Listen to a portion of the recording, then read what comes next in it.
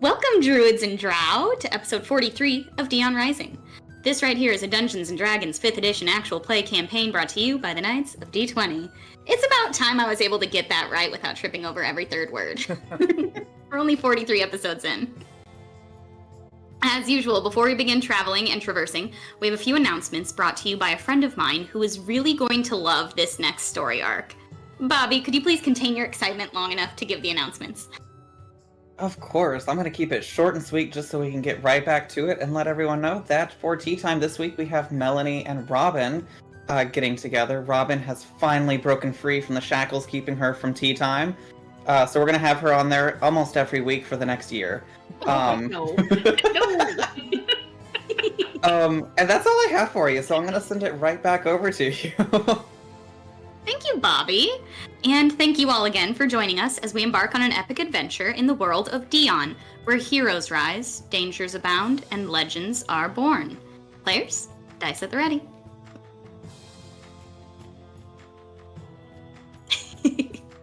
I saw that, Robin.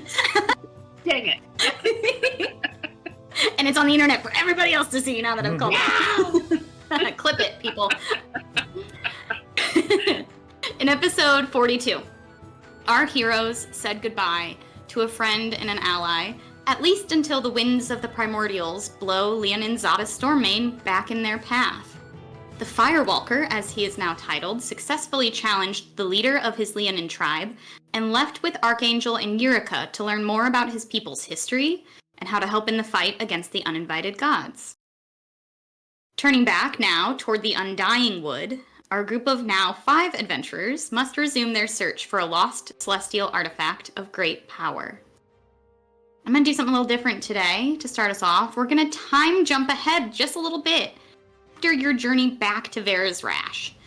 But I would love to hear from all of you what you reflected on during a rather somber journey with a cat-sized absence weighing on your minds. A large cat-sized absence.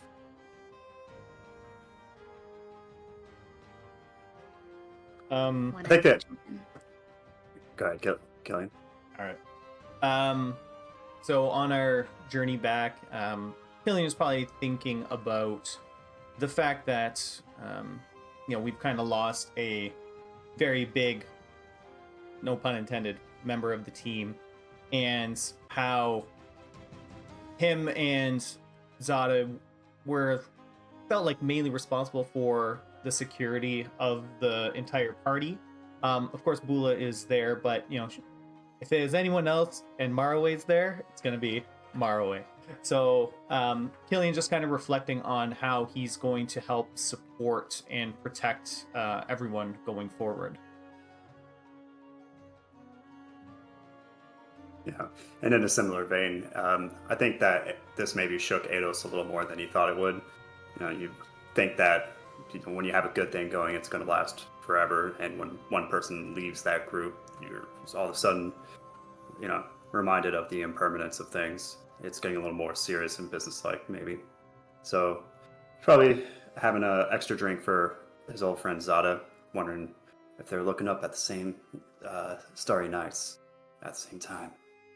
Stuff like that. Maybe penning a letter or two to Jade on the way. So Bula's thinking about a little bit along the same lines as Killian. Like we've had Zata here watching our back. It was a lot easier for me to focus on Marway because, the cat'll get it. It's fine. So now she's wondering if it's going to be harder to protect Marway now that she's going to have to watch her back a little more. I think Seraphina is going to be reflecting on the past few days with Zata and how she saw Zata flirting with not only who she expected, his lion love, but also Archangel and also Eidos at the end.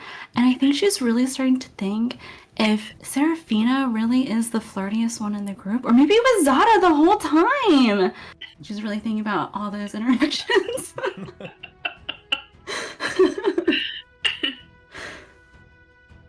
I think Marway is used to losing people at this point. I think this is not a foreign feeling for him.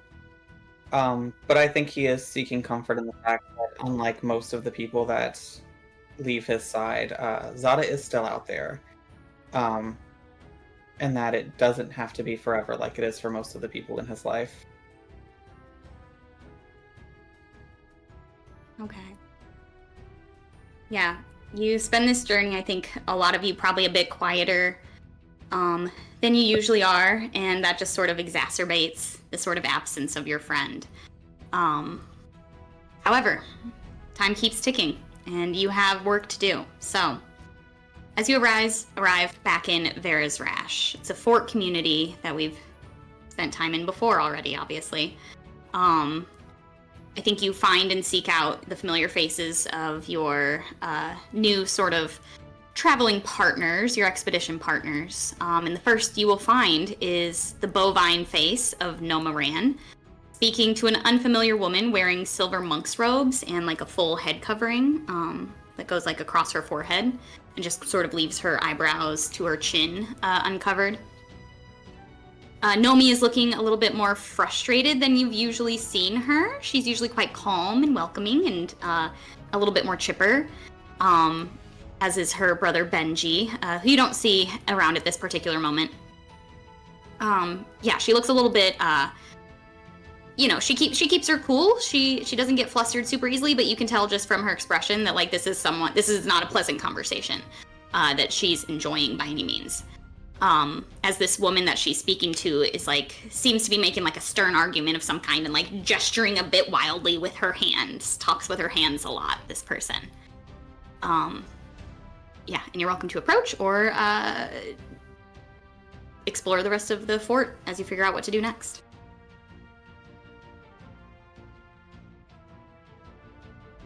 I think that Ados will walk up and just kind of stand off to the side, wait for the conversation to be over, and let Nomi know that they've returned. One problematic party member less, because the reason we left was because of Zata, but I guess that problem kind of solved itself. So yeah, I'll just wait for that to end. And if they're speaking loudly, I would love to listen too. Snoop. Sure. Do you want to listen like you're not listening? Like, do you want to eavesdrop, or you just want to walk up to this conversation and just listen to what they're saying? They're like out in public. They're like outside Nomi's house currently. I'll do like a hands in pocket kind of stroll by, making myself known, but I'm just kind of looking up at parapets and stuff. Perhaps even a whistle. Real cool like. Real casual. Yeah. Waiting in line, you probably can't hear them. Go ahead and I'm not even gonna make a roll for it. You casually walk over and they don't really seem to like. Nomi notes you and looks back to her conversation, and they don't seem to like really change track as you're sort of within hearing distance now. Nomi says, "Listen, Barda, I don't know exactly why you think you should have to come. It's not gonna be safe, and it certainly wouldn't be safe for you to be in the forward party. It's just we don't have, frankly, Ilmendel is not gonna abide by us losing someone so prominent in your group." And the woman calms down, claps her hands frustrated, and says, "We are here on celestial mission, specifically to help this need-riddled community, and we cannot do so if we are not allowed to be a part of the most dangerous tasks you all undertake." She seems to be very, I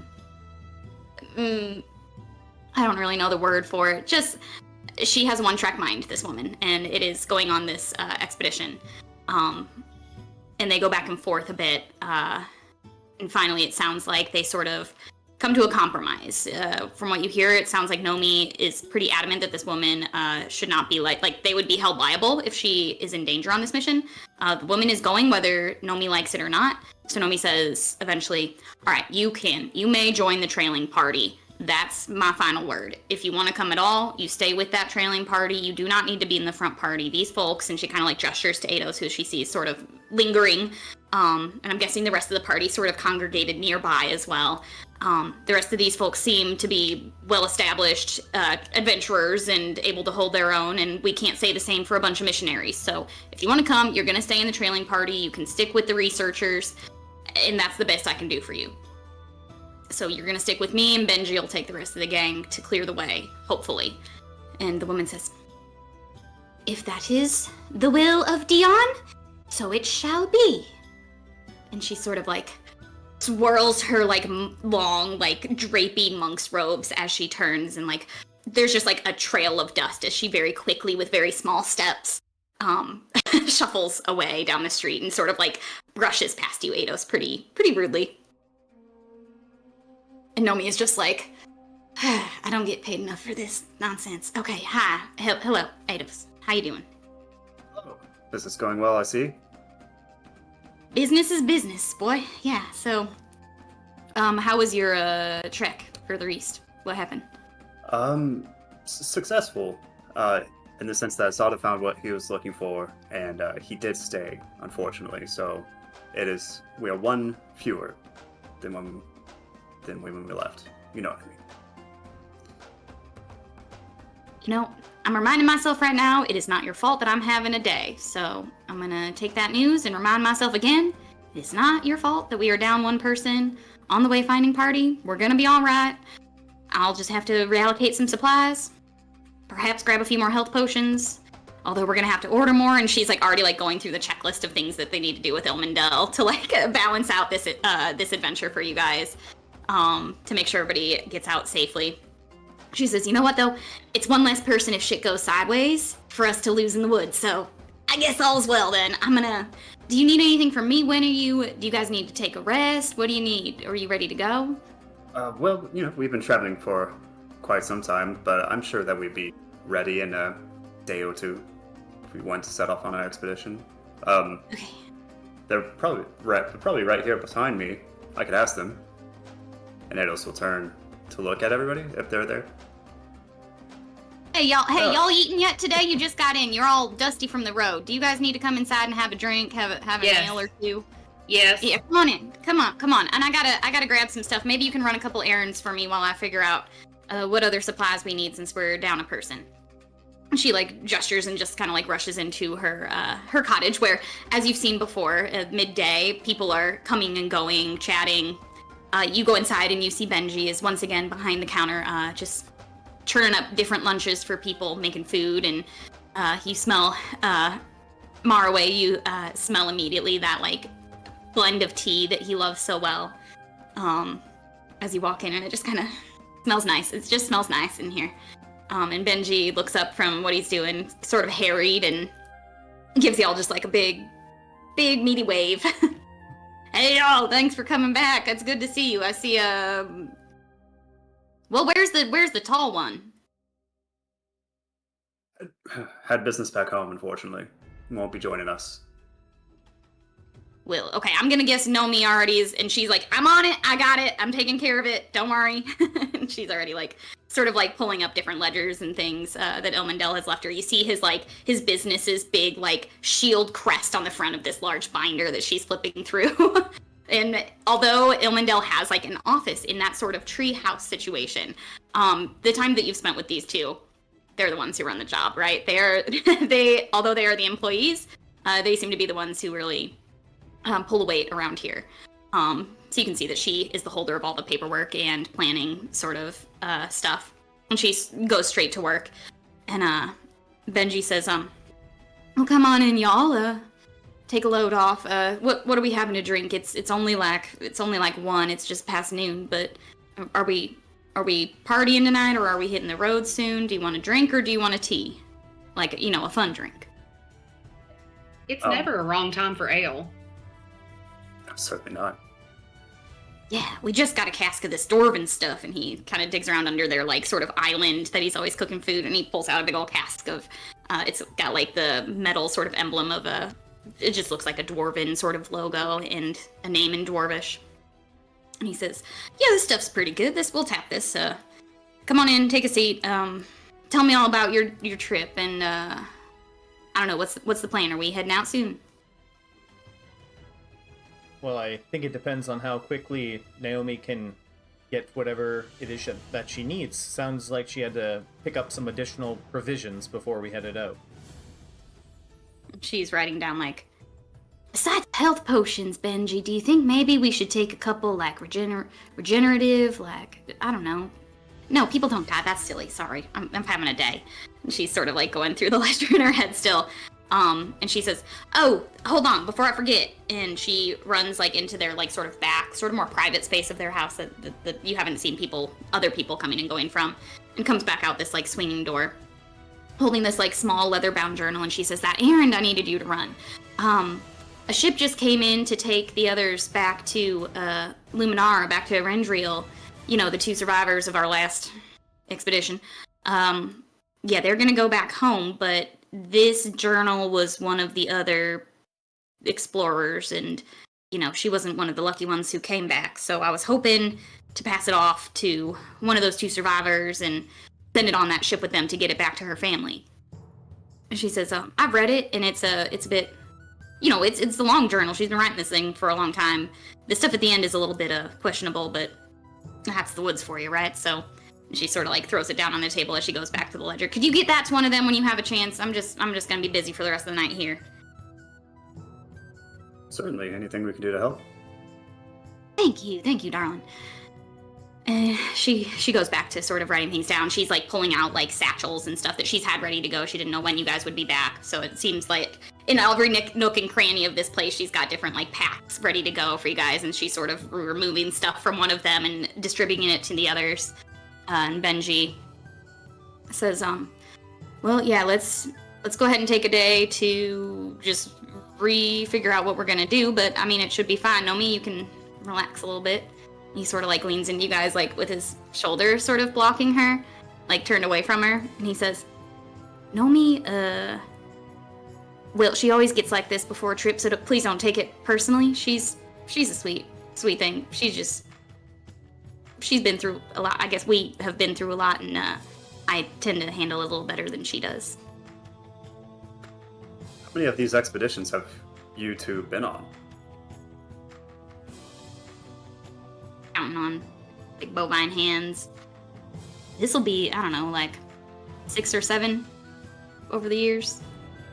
This is the fastest we've turned around and gone right back out, so that's probably part of why she's getting a little frazzled, and she says, call me frazzled one more time, brother. I swear. Sorry, no, she's not frazzled. She's just making sure that everything's ready to go and that things go well. We've lost a lot of people, so it can take a toll, and that's understandable. She just, like, ignores him. Puts a hand up. I'd be a little nervous, too. In fact, I kind of am. You 2 seem like veterans of this expedition, and if you're sweating it as much as you seem to be, it seems like serious business in there.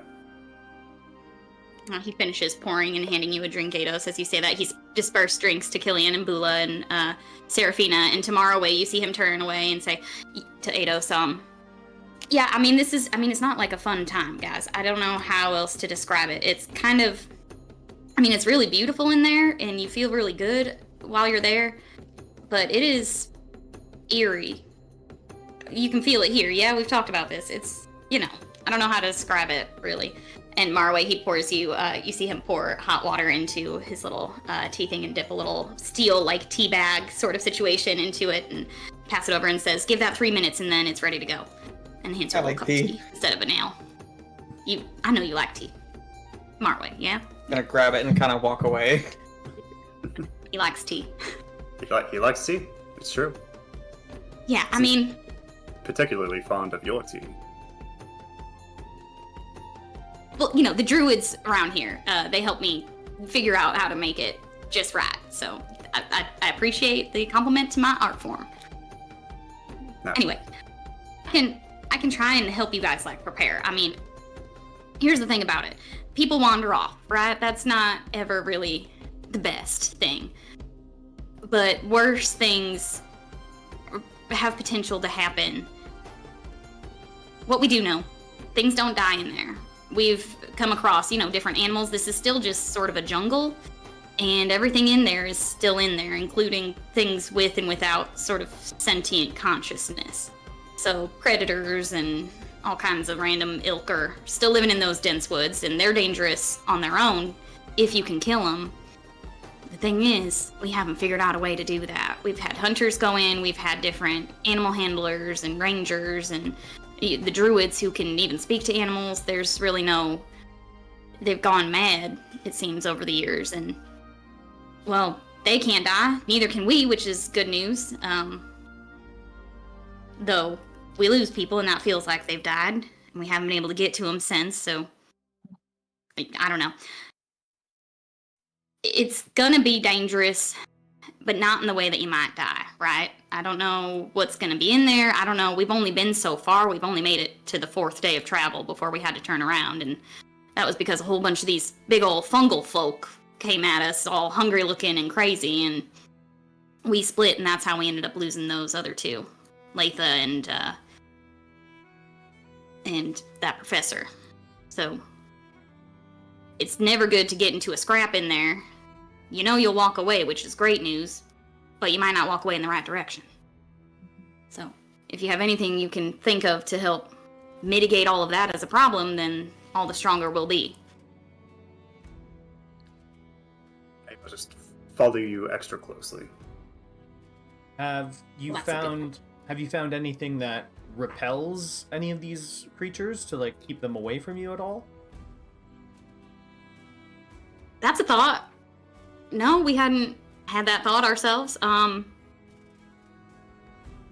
don't know what we would use. It's animals. Like, we've seen different, like, large cats in there, like, you know, mountain lions and things. We've seen different, like, rabid dog looking things. We've seen those mushroom folk. We've seen all kinds of different sort of animals and creatures wandering around. We usually turn tail and get the heck out of there as fast as we can. We've never stuck around to try and see if we could get something to scare them off instead, but maybe somehow shielding ourselves from that would make this all the easier and get us a little further than we've been before.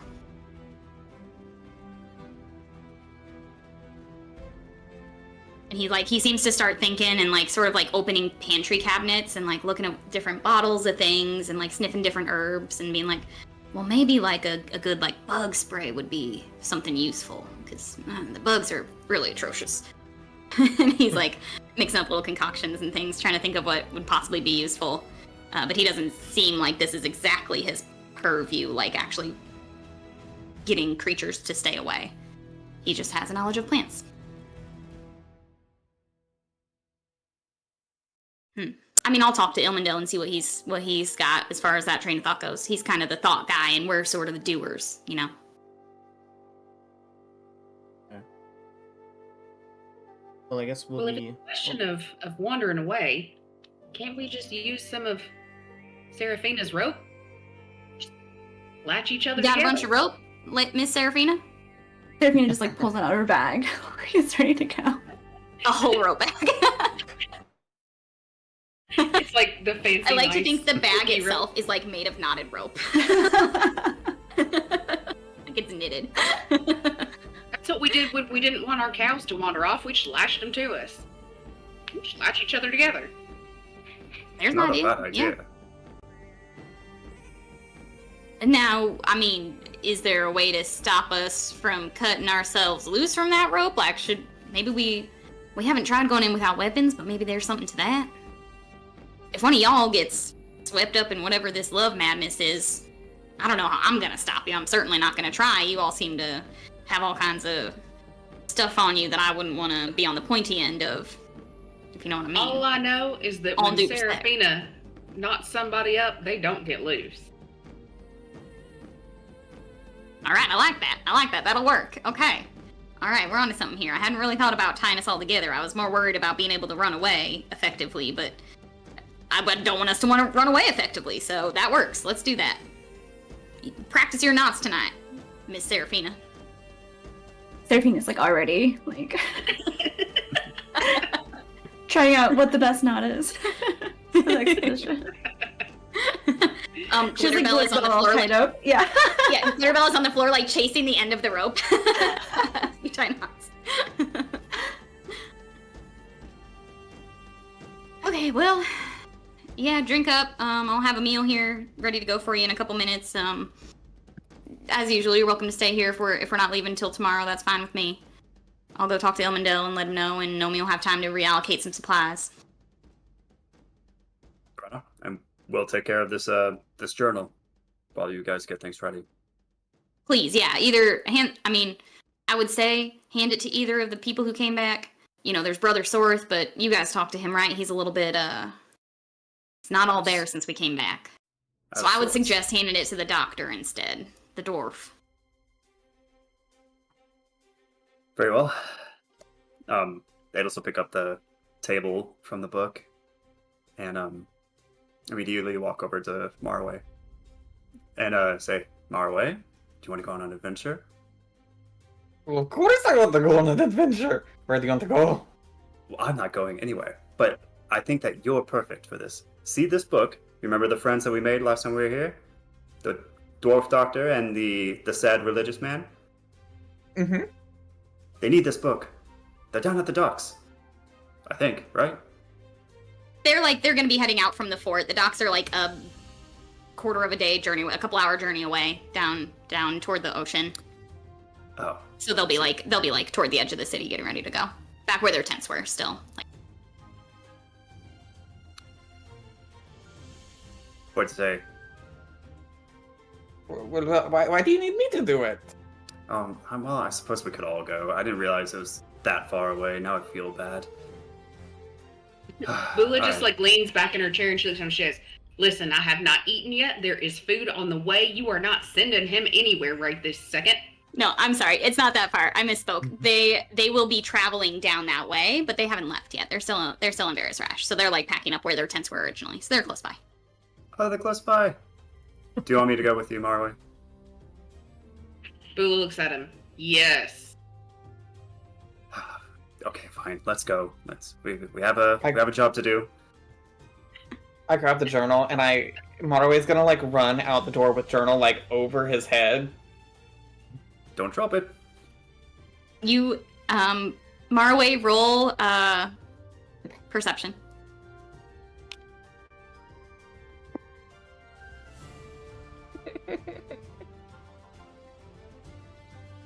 What can I get for a solid 8? You run out the door.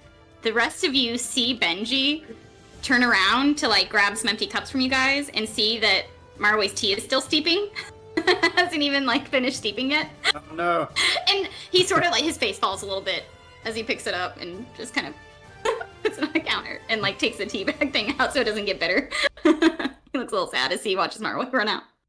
Forgotten tea. So sad. Nothing worse. Okay, but yeah, Eidos and Marway, you can head out. We'll come back to you two. What are the rest of you going to get up to? If anything, you're welcome to just hang out with Benji and Nomi. Killian will look over to Nomi while she's frantically doing stuff. Nomi, who was that woman in the silver that you were speaking to?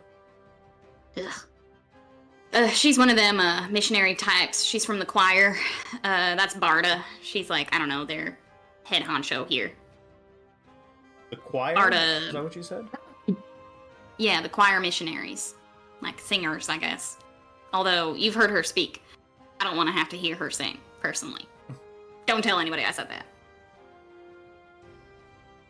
And yeah, they've been around here. They've been in El Test. They are, I don't know, they're missionary types. They're here trying to feed the poor or whatever. Everybody's poor here though, and we have druids to feed us. So I don't really know what they're up to.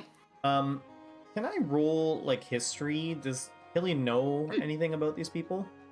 Please roll history. Yeah, go for it. All right. Those of you who are left as well, Seraphina and Bula, you're welcome to as well if you think you might know. 15 for history. 15, that's pretty good. Okay, the choir would be, you're a man who knows organizations, and especially community support organizations. The choir are a bunch of weirdos. They have a light presence. They're not a big group of people. And they're not particularly super zealous, but they do just sort of blanket worship the Dionic god. Like, they don't really like the uninvited ones. They're not one of those groups, but Dion and all of her sort of allied gods, they sort of just love them all, and they think that they are on sort of a holy mission to help people in Dion's name, especially followers of Dion. If they convert people to Dionic worship, so be it. So be it. Sort of seems to be their prerogative. But they do good work to an extent. They spend time in cities, like literally just like feeding the poor or helping like build schools kind of stuff, like vanity project sort of things. They're very public and loud about it, so that's how you would have heard of them. When they do something in a city, they make sure that their name is known across the streets so that people know the choir was here and the choir helps in the name of Dion and all her goddesses. Yeah, they're just a missionary group, and it seems they've sort of Nomi sort of says, like, yeah, they've been here a couple weeks now, and apparently they're up in the capital El Test too, up by King Simon's castle. I can't imagine what a bunch of missionaries are doing near a druid keep, but because they don't need any help. But you know, they're probably trying to convert us or some nonsense. Quite odd for them to be out in eastern continents here, seeing how there's not too much worship of the Dionic gods here, but well, each their own, I suppose. Yeah, I mean, if they feel called to it, so help them, go for it. Not really any of my business, and they haven't done any harm except driving me up the wall. She says, yeah, they don't all want to come on this trip, thank Dion, as they would say, but I don't even want to take one of them, because who knows what the rest will do if that leader there's wanders away or gets into some kind of trouble. I don't want to have to be responsible for her, but I'd rather it be me than Benji. Benji's like, I could handle it. I know, you know what I mean. It's like, yeah, I don't want to deal with her either. Okay, fair enough. So, like, do you know if they are able to handle themselves, or are they just strictly missionary types? No innate magical abilities or fighting capacity? Nomi thinks for a second, and she's like, I've never seen them like jump into a fight or anything. They usually hang back. I have seen them like heal people after like falling and hurting themselves, or so I guess they have some. They might be like clerics or something. I bet Barda is, especially if she's the leader. I could see her being a healer. But I haven't seen her use any martial prowess. And you saw her. She's like, although she's wearing like these big billowing like head to toe robes, she's pretty like slight. She's like maybe in her like mid 40s, pretty like small. You saw her hands and her wrists are real thin. She's just like a slight small woman. Okay. Well, I guess it's a good thing that you relegated them to the trailing party. Yeah, I mean, if she's gotta come, she's gotta come. We got others that you should probably meet. Well, we can introduce you in the morning, but if you want, they should be hanging around, you know, the general area. They know to meet us here when we're ready to go. So yeah, there's Barda now, and Benji says, yeah, you could go talk to Amelia. She seems pretty nice. She's just Barda's apprentice or something, and Nomi's like, yeah, I think so. So yeah, those two are gonna come. She thinks for a second, she like opens up her ledger and she says, there's a Dasso Featherbottom. Mellow Oak sent him. He just arrived on the ship that's picking up those people that are leaving. And there's Azu Selbrin. He's some kind of librarian researcher or something or other, also from Luminara.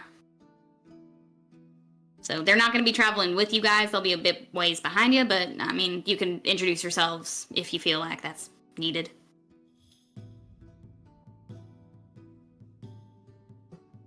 And we'll flash sideways to where Eidos and Marway have found the two little small, like, pop-up tent sort of situations that the two survivors of the last expedition are at. And as you approach, you see Brother Sorith, the one who's gone a little sideways, is once again he's just like laying on the ground and in the dirt, just like looking up at the clouds going by in the sky, just sort of like whispering to himself. And then the doctor is packing up his stuff and helping pack up Brother Sorith's stuff. You see him sort of going back and forth and being like, okay, do we have this? Do we have that? What do you need? What are we missing? just making sure they're both sort of squared away. Oh, good doctor. We have a delivery for you. I hope that's good news, actually. Now that I think about it, it's kind of macabre. Nomi has this journal from one of your fellow expeditioners, and she wanted you to have it before you left. Latha's journal. Oh. Okay. And he sort of like gruffly takes it from you. He's like, have you read it? Be honest. No. This is probably the first diary I've ever touched that I haven't read. Marway was holding it the whole time. So, Marway, did you read it?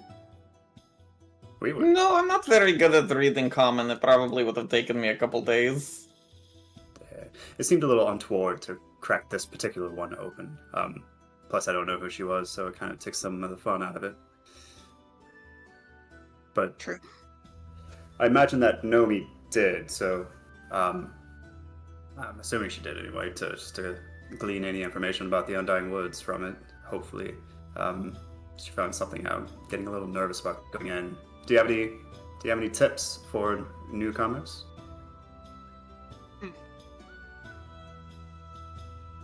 I think it would be wise not to go at all, personally. Sure, best But defense and all that.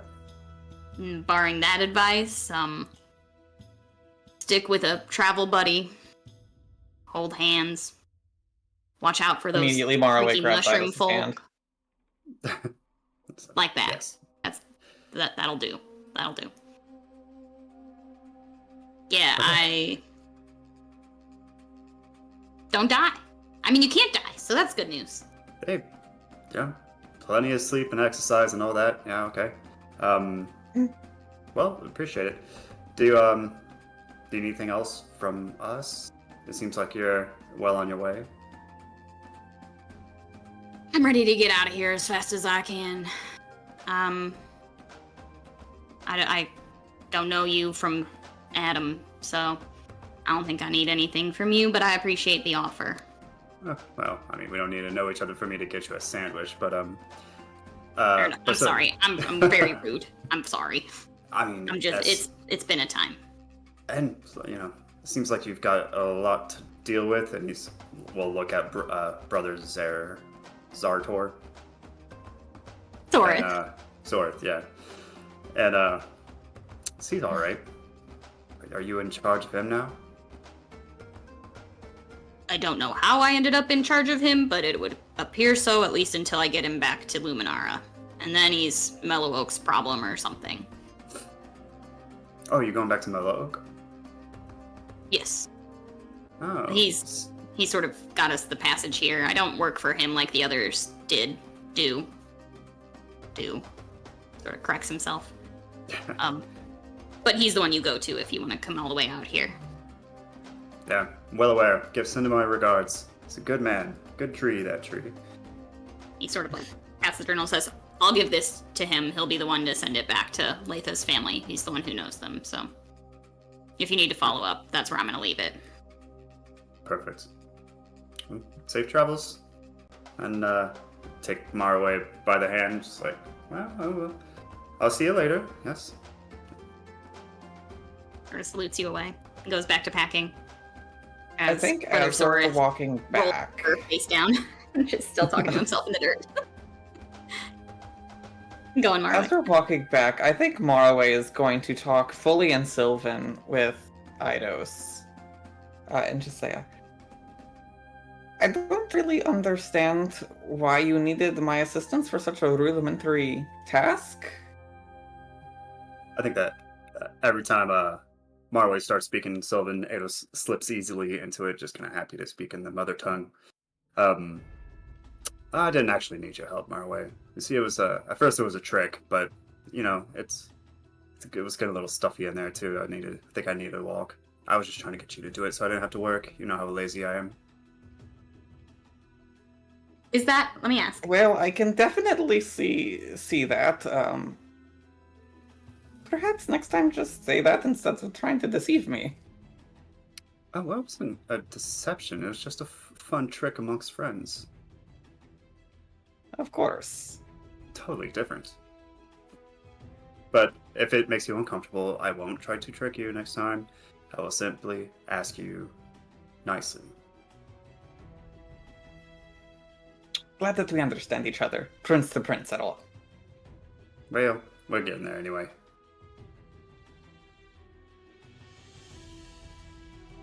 Okay. You make your way back to Nomi and Benji's, I assume, unless you have somewhere else to be. I think you walk in and you see Benji is like actively being tied up by Seraphina.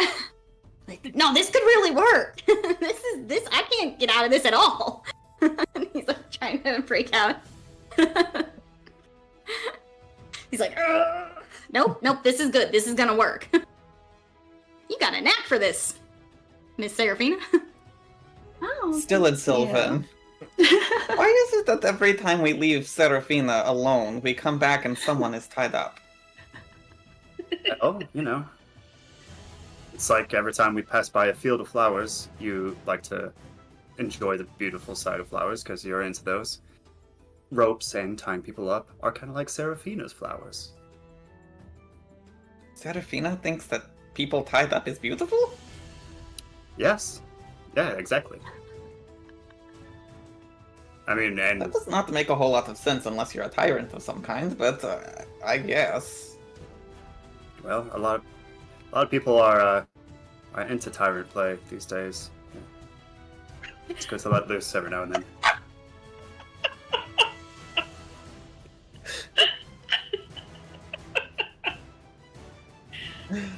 You broke everyone. Tyrant play.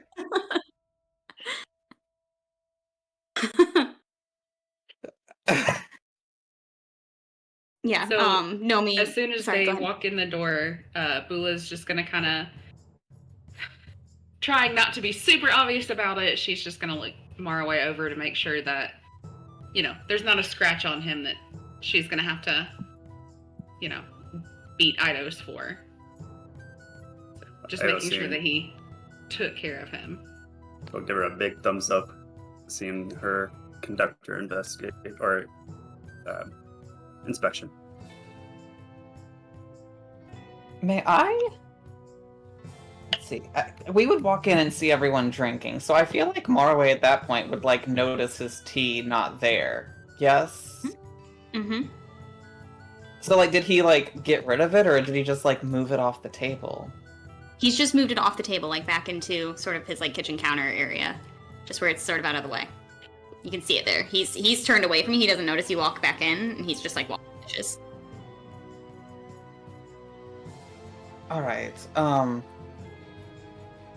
Yeah. Well, I guess I'll just go grab it. Lukewarm, room temperature tea. And start drinking it. I think he like just out of his periphery like sees your hand reach over and grab it from next to him, and he looks over and he goes, "Oh, that's probably not as good as it was 5 minutes ago. But do you want me to get you a new cup? I'll make you a I'm new sure cup." I'm sure it's quite delicious, and then I'm going to take a sip. Can I make a Constitution saving throw to see if I can like hide the disdain of drinking lukewarm tea? Yeah, it is both lukewarm and bitter. Please do. It's a dirty, filthy Tyrant played 20. Nice. You have been taking notes on flirting. You have been studying. And in this I actually moment- have notes. Yeah, in this moment, it pays off. You're like, I know how to be cool in this moment. And you take a sip.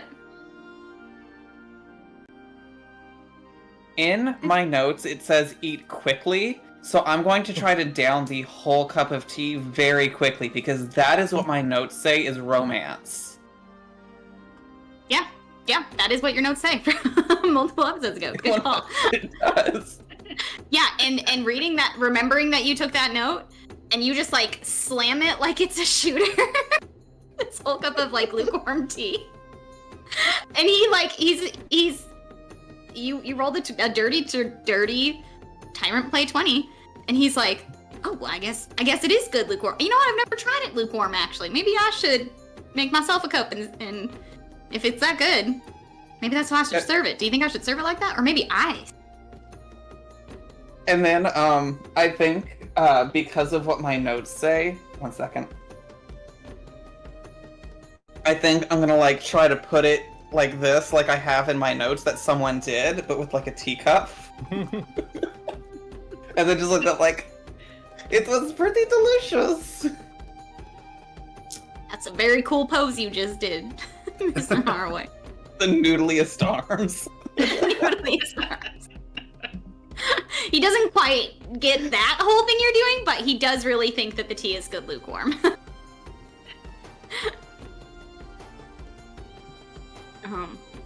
He sort of turns to the rest of the group and says, well, we seem to have some time to kill. I mean, Nomi's busy, but, y'all wanna, like, play some dice games or something? Love some dice games. Sure. As long as there's some money involved, some coin. Shall we put a wager on it? We don't have much coin, but Ilmandale doesn't pay us nothing. So, yeah, I guess I don't usually gamble, but let's give it a shot. It's a first for everything. I'll take anything you have. Okay. He's actually gonna pull out a deck of cards. And you are gonna play, I'm gonna make this up on the spot. It's essentially going to be, I think it's blackjack, where you have to hit or reach 21 and not go over. Yeah. Yes. In this game, it's Green Druid. So you're gonna play Green Druid. Okay. And so he pulls out the cards and go ahead and roll a D20. You're going to aim for 20 as your highest number you can hit to win. And if you go over, you lose. Tell me how much you bet first. How much coin are you gonna put in? He's gonna throw in 2 copper. 2 copper? Okay. You'll lose, yeah. I'll just call that, 2 copper as well. I don't want to overshoot his budget. So the rule is what? You can roll 1d20 at a time. You can roll 1d20 at a time. You want to get as close to 20 as possible without going over. Oh, gotcha. That's fun. Cute. All right, I got an 8. Okay, you're welcome to roll again if you so choose. Yeah. Are we all rolling or just Eidos? Well, I'll roll, but he can't see what Benji is. Oh, okay. This It's just Benji and Eidos. Okay. Yeah, this is 1-on-1. Oh, anybody else who wants to join in? Oh, never mind. It's all of us against the dealer. Well, Yeah, of course go ahead. I'm going to be playing. Ooh, that's another 4 for me. For a total of 12. Okay. It's a scarier number. Serafina currently has a 12. For your first card. Bula's got an 11. Somebody roll low. I had a 4. There you go. Marway, was that your first roll? I also rolled a 6 after that, putting me at 10. Okay. Serafina, what's your second roll? I'm just catching everybody up for you. I just have 12 right now. I did one. You're just roll gonna for stay? 12. I will do a second roll. Let's go for it. Killing got 18. On Okay, your Serafina- first roll. Yeah. Okay. Serafina, what was your second? Serafina rolled a 7, so I think she has 19 right now. Yep. All right, Bula's gonna roll again. Bust. 15. Oh no! Alright, I'm sitting at 12, going for the third. 21. But you said it was 20 though, right? Damn it. Yeah. Yep. Oh, so close. That's right. Marway, you gonna roll again? Okay. Yeah, we're going for another. That's gonna be another 4. So we're at 14. Okay. Getting closer. Serafina, you're at 19. Are you gonna try for a 1? No. Or are you gonna hold? No, You're I'm gonna currently stick. you're currently the highest. And Killian, you're at 18. You wanna try and beat Serafina? You take the pot?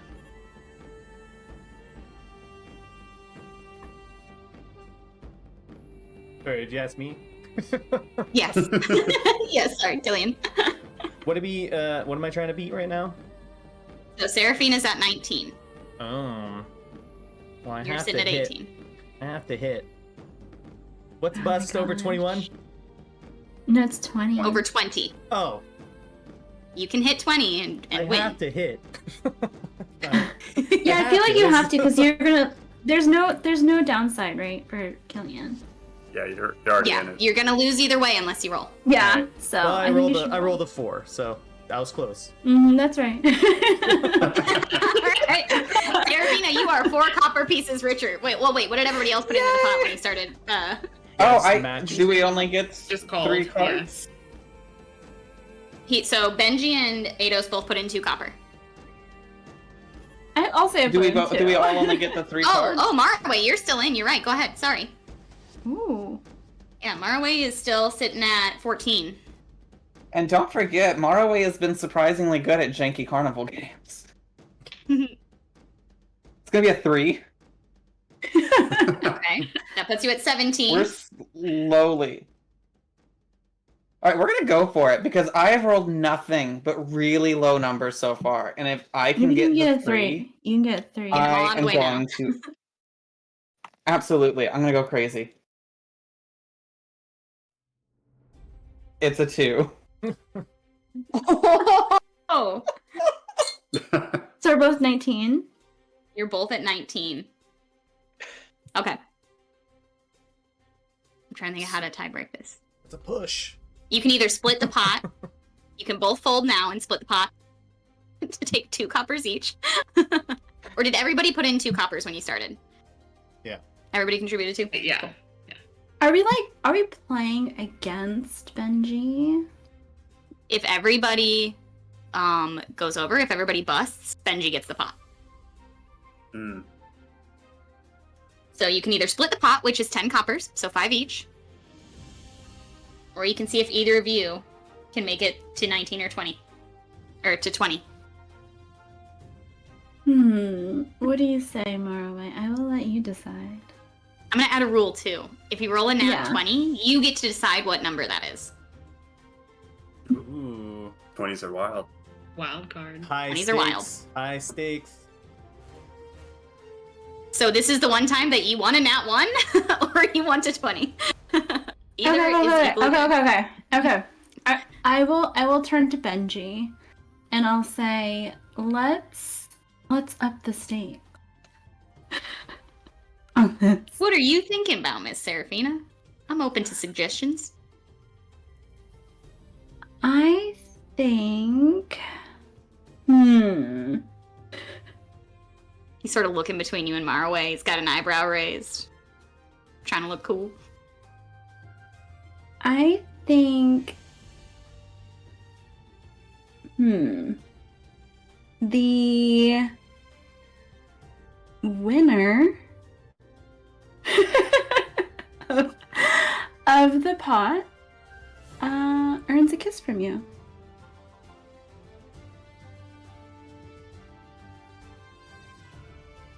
All right. And she But- bats her eyes. But Oh no.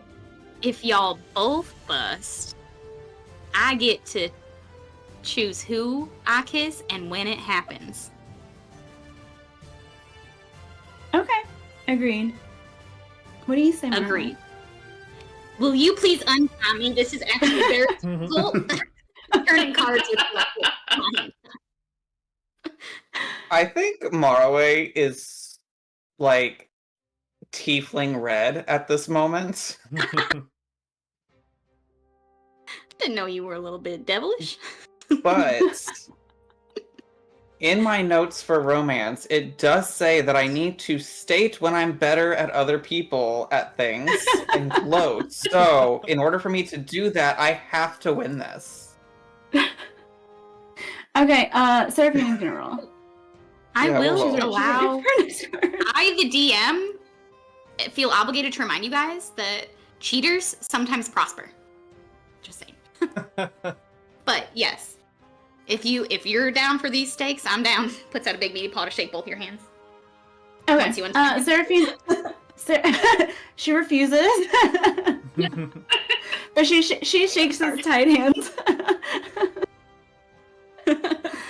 And she's gonna pull her next card.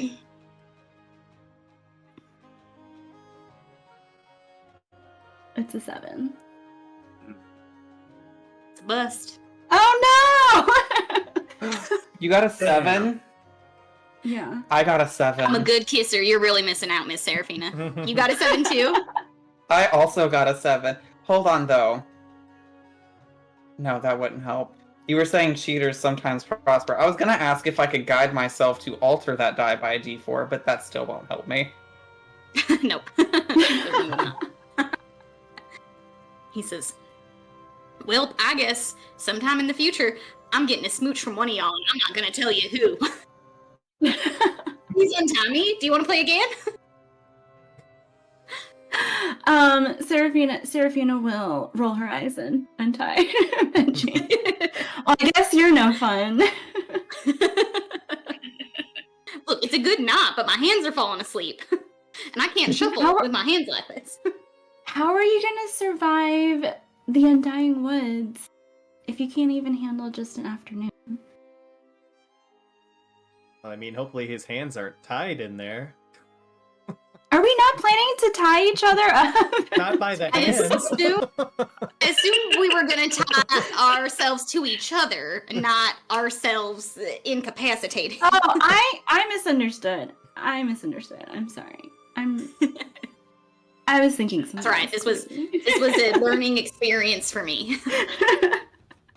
I hesitate to say it awoken something in me, but please.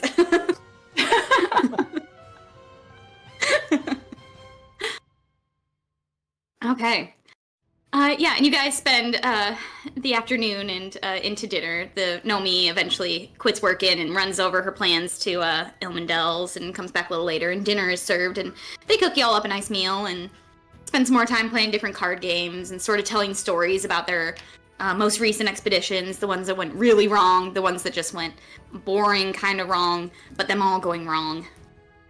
And they ask you guys for your stories, and at one point, Benji sort of leans in and says, so you've heard us, tell y'all about stuff we've done around here. How did y'all end up here? What do you do? Y'all getting paid to be here? What's your story? Is this to the room? To you Or all. to- You're all yeah, the room is okay. kind of cleared out. It's really just you guys and Benji and Nomi at this point. Yep, just doing a little project for Luminara, collecting information on Mellow Oak's behalf. Just a little gig work. We have strong ties with the college, and every now and then we like to make a little special. Just keep those bonds tight. So y'all ain't. You said before you aren't students. How'd you come to meet Mellow Oak?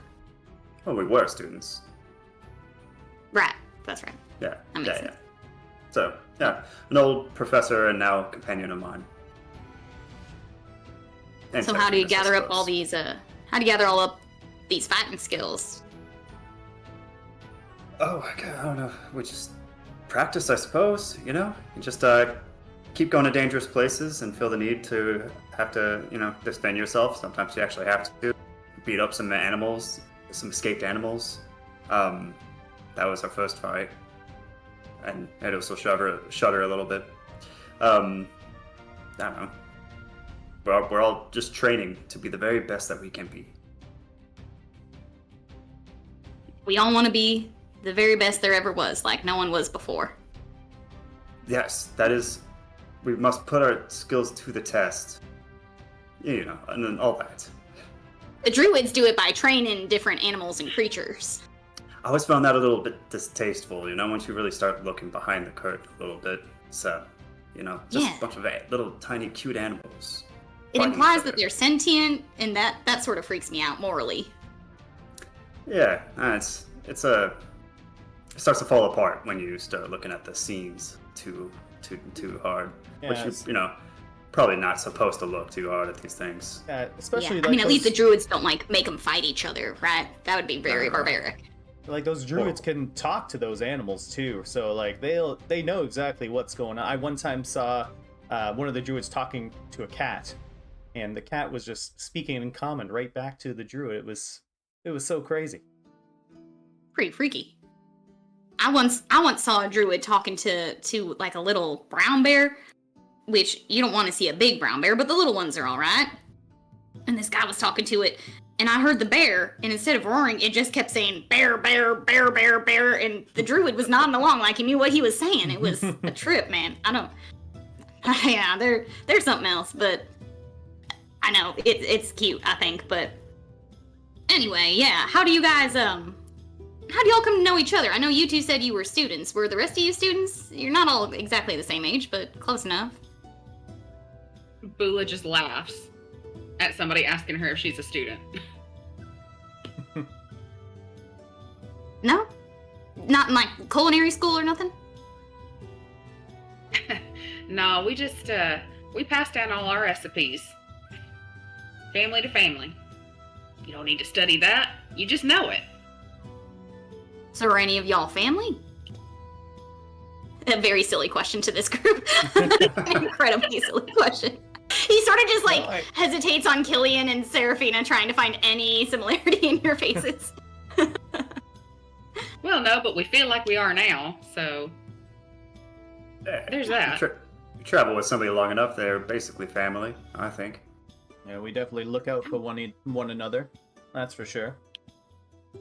Nomi says, yeah, we can relate. We kind of have a found family sort of situation going on here, too. I don't think you've met them yet, but we got a couple friends we brought along here with us, and they do their own kind of work around the fort. And found family, I think, can be almost as good as the real thing. Better if you got my brother, though, because that kind of brother is one you can take or leave. Benji punches her. I know, come on. We're traveling tomorrow. They sort of bicker and... Well, what's your plan after, if y'all make it out of the Undying Wood, which we will do our best to get you out, what's your plan after? I suppose we'll head back to the Luminara to report back our findings, and and keep on going out to the next thing, off to that horizon. Just look forward, basically. So you wouldn't be interested in, say, working for Ilmendale? We could always use some more hands on deck, especially if y'all are successful. I feel like we would be much better equipped to answer that question. See how creepy these Undying Woods are. You seem rather frazzled by them yourself, and I believe you said the words fungal folk before. I would like to see those before I agree to anything concerning these woods. Yeah, those things are weird. Yeah. There's lots of machinids around here. We see them all the time. Some of them are pretty chill. Not in the Undying Wood for sure. The ones in the Undying Wood are a whole different kind of crazy. But these guys, I don't know what's going on with them. They were freaky. They're the freakiest thing we've seen in there. So mushroom people, it sounds like. Yeah. They prefer machinids, but they kind of can do this whole society thing. They're a little different, but typically they're not all that harmful. But these guys, they're something else, like everything else in the wood, I guess. Oh, okay. Yeah, big old mushroom people. Is this a species that Eidos would be familiar with? Roll a history or nature check. Okay.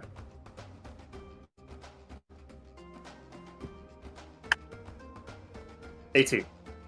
History. 18. Yeah, for sure. They're not like the most common creatures. They typically are more known for the Underdark, which as a drow, you would be a little bit more aware of, especially. So yeah, they will kind of form their own society. They can be a little bit weird enough to be violent at times, but typically they keep to themselves. They're pretty at peace. They do their own thing, and they don't really. They're freaky enough just in that they are fungus people who thrive in the dark and decay. But beyond that, you wouldn't have any particular aversion to them as a race of creatures. Those fungal folk. Yeah, I know exactly what you're talking about. They're fine. We just, stay away from their stuff, don't touch their stuff, and it'll be okay. Although, did you say you got attacked by them? yeah, we Oh. on that 4th day on the last journey, we had to. Well, we tried to fight them off, but nothing dies in there, so we really just ended up scattering and running back, following the trail back out here, and that's how we ended up losing the other 2, because they didn't make the race back, I guess. Or they wandered off while we were distracted. I'm sorry, you probably covered this before, but you keep saying nobody dies in here, but you keep losing people. And just to be clear, as soon as somebody just walks into the forest, are they never found again? Do you later find their body? Eventually, they must die in there, right? Nomi goes, we have not ever been able to find anybody that we've lost in there. They wander off or they disappear in the night, and we haven't found hair nor head of these guys. They're just kind of gone. So they could still be in there.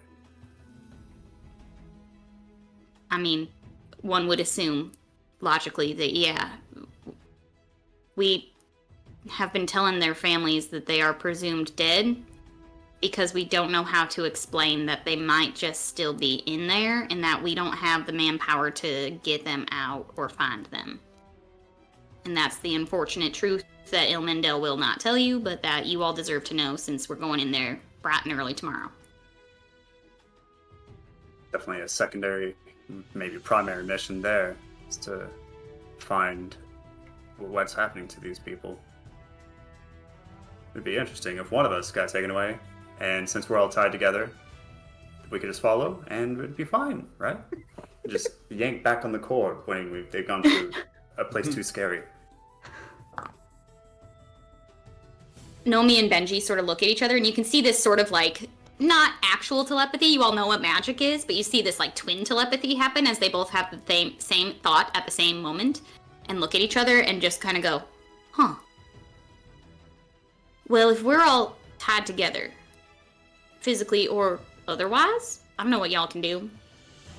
Maybe we let someone wander off, and if we have a way to follow them, maybe they can lead us to wherever we need to find the others. Nomi's like, they could take us wherever they've all been going, or if something's taken people, maybe we can see what it is. Like, maybe we need to set, like bait, and they're sort of, like, finishing each other's sentences at this point. We could, like, set some bait. We can't do that to, like, a person, though. Can we? They all kind of look at you like... And I'll look at them back and say, I think we made a new friend today that might be perfect for this job.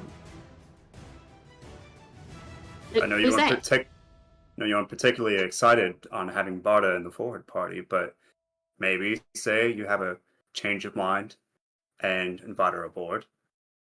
You know, Nomi's laughing, and Benji just puts his head in his hands. And Nomi's like, let's not go sacrificing innocent people here, Eidos. No, it's not sacrifice. She wanted to help They'll the be innocent, tied I up. believe. she's not Yeah, gonna she'll die. just- We know that she can't die. She can't die. We also don't know if this can ever be reversed. Look, she's trying to help the unfortunate, right? The great unwashed. She said so herself. What greater purpose could she serve than by being bait for us to solve this problem? She has no skills. She seems like she can't swing a sword. This is perfect for her. Finally, a purpose. We're doing her a favor. Got I problems, think this is noble man. of us. Roll, you guys, Okay. whoever's sort of like involved in this conversation or listening or watching, you're welcome to roll perception. Okay. 19. Nat 1. 18. 7.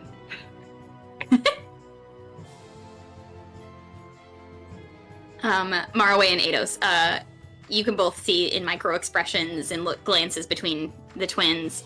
Nomi is on board with this plan. She's into it. Benji is pretty staunchly not. Like, he seems to be like, we're gonna talk about this later, like, non-verbally to his sister. But she seems to be like, no, this is happening. They're having this sort of minute conversation between themselves without it being a conversation. The rest of you see the twins just being like,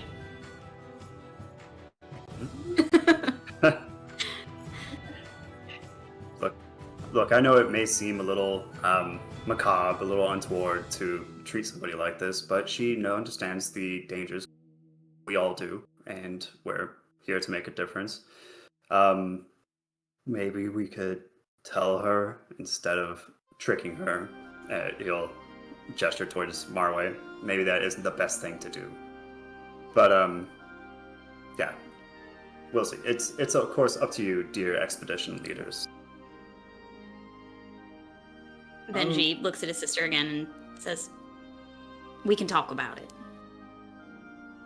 Another question I have now: does the affliction of, just like the that holy person that kind of lost his marbles, does that just happen from exposure to these Undying Woods? Is there something in particular that happens to these people for them to, lose their minds and become lost? Or, how does that really happen? Nomi says, well, from what we can tell, some people are a little bit more affected by others, which is why we started using that questionnaire that we gave y'all, just to kind of start to weed out who this is happening to. I'm not gonna lie to y'all, this was Ilmandel's idea. Like I said, he's the idea guy. And he thought, if we're gonna keep losing people, and it seems to be kind of random most of the time, we might as well start having data after the fact to figure out who's being taken and who's not. It hasn't really been his number one business priority to keep people from getting lost. In his mind, if people go in, they know what they're getting themselves into. But it behooves us to know who's being taken and who's not. We just need to figure out how to stop this thing from spreading, right? That's what we're here for, in all actuality. And she goes, we haven't had enough data yet as far as who's being taken or found any real similarity to who's more susceptible to the wood and who can seem to resist it a little bit more. But the people who go a little crazy, they go a little crazy pretty fast. They start to lose their marbles, but in like a weird way. They just, we all feel that the forest does something to your mind and your emotions. It feels good to be in there. It feels good to even be near it. It's really, really beautiful in there. I can't say that they're wrong, but they just become, plumb infatuated with it. And Benji's like, yeah, they kind of just, they stop prioritizing the things that they did before. Like that guy that you guys talked to, the really gone one, he was like very religious, like crazy religious for the whole first day that we had him here at the fort. And then as soon as he went into those woods, he was questioning all of the scripture and all of his doctrine that he knows. And we don't know these people personally, but that didn't seem like the guy we were just talking to 24 hours before Eve, So we can't really tell exactly why people are sometimes more drawn to the forest than not, but those are always the people who end up gone by the time we make it back out.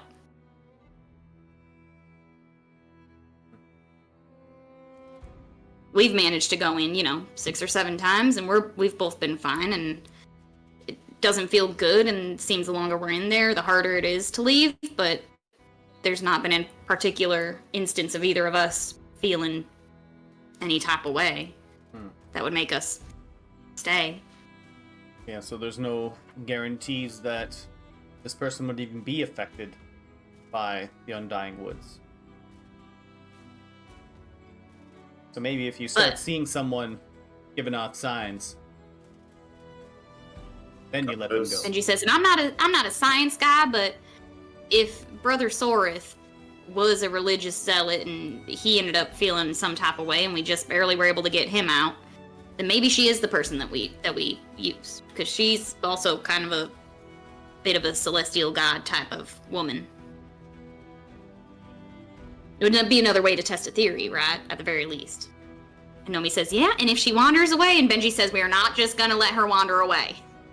That's not how this is working. If we do it at all. We'll track her, Do it with consent. Nomi says, consent, of course.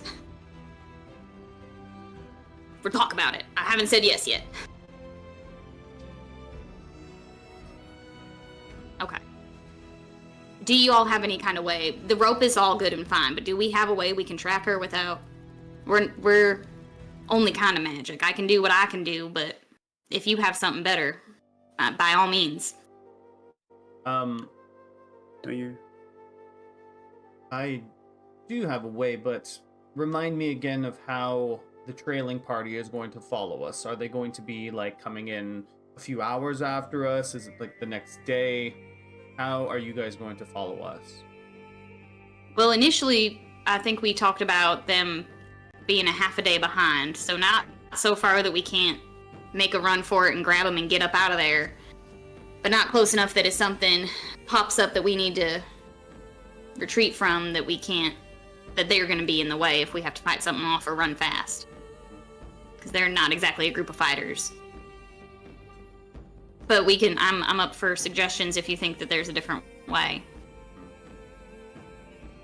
If we all need to travel together, I mean, I just feel like that's a little bit more risky and a lot more heads to watch. Well, I mean, you did say that variety of creatures come out of the Undying Woods to attack really at any time. So even if we are a half day ahead, who knows what creatures could circle back and attack the leading party. Or sorry, the trailing True. party. You might walk right past something and not see it. Mm-hmm. And mind you, Nomi, and Nomi's like, I am capable. We are both. I know we talk a lot of smack about the druids here, but Benji's a druid and I'm a ranger, so we both have a little bit of something going on. But you're right, I would not like to be the only fighter in this group if something like that were to happen. Yeah, this is the first time we've tried splitting the party. Because I mean, I do have the ability to locate like objects that I have some kind of familiarity with, but if you guys are going to be half a day behind and someone from the trailing party heads off into the woods, I fear I'd be a little bit too far away in order to be able to track them. So your suggestion is that we all go in together? Which is fine by us. This is the first time we've tried to do it with two different groups, just to try something different, frankly. Or we keep them close behind by an hour, by a certain amount of distance. Yeah, I wonder. I mean, like I said, I don't know of the perils that are in these woods. Is there anything outside of the magic that is, flowing through these woods and the creatures there? Are there any, like, do we got to worry about, I don't know, quicksand or something like that? I don't know.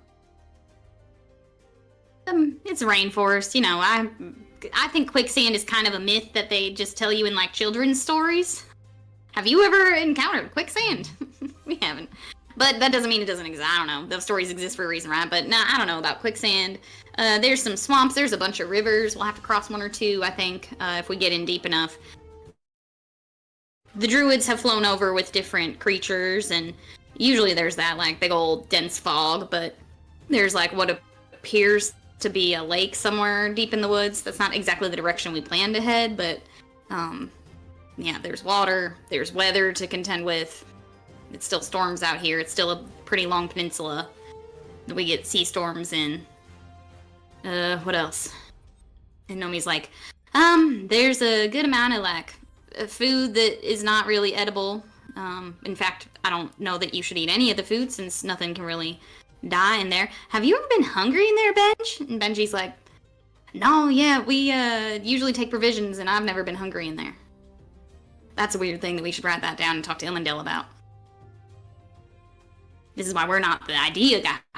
He is. Well, what about the rest of you? What do you guys think? Should we all journey together? Should maybe they just be, I don't know, like 100 yards behind us or something like that? I don't know. I feel like half a day is a lot of ground to make up if anything were to go wrong.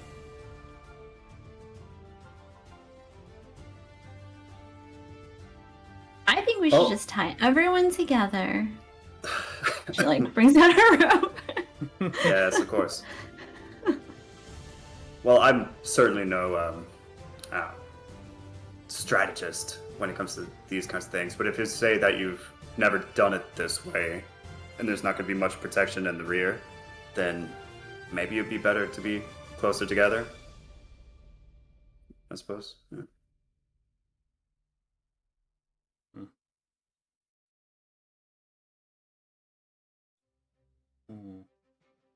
I don't know. Ula, what do you think? I think it doesn't matter what our plans are. It sounds like once we get in there, it's all going to kind of go to heck anyways. So, I think we prepare as we can and just go on in. So, Nomi, on these other treks that you've gone on into these woods, you said that for the most part you've kept everyone together, right?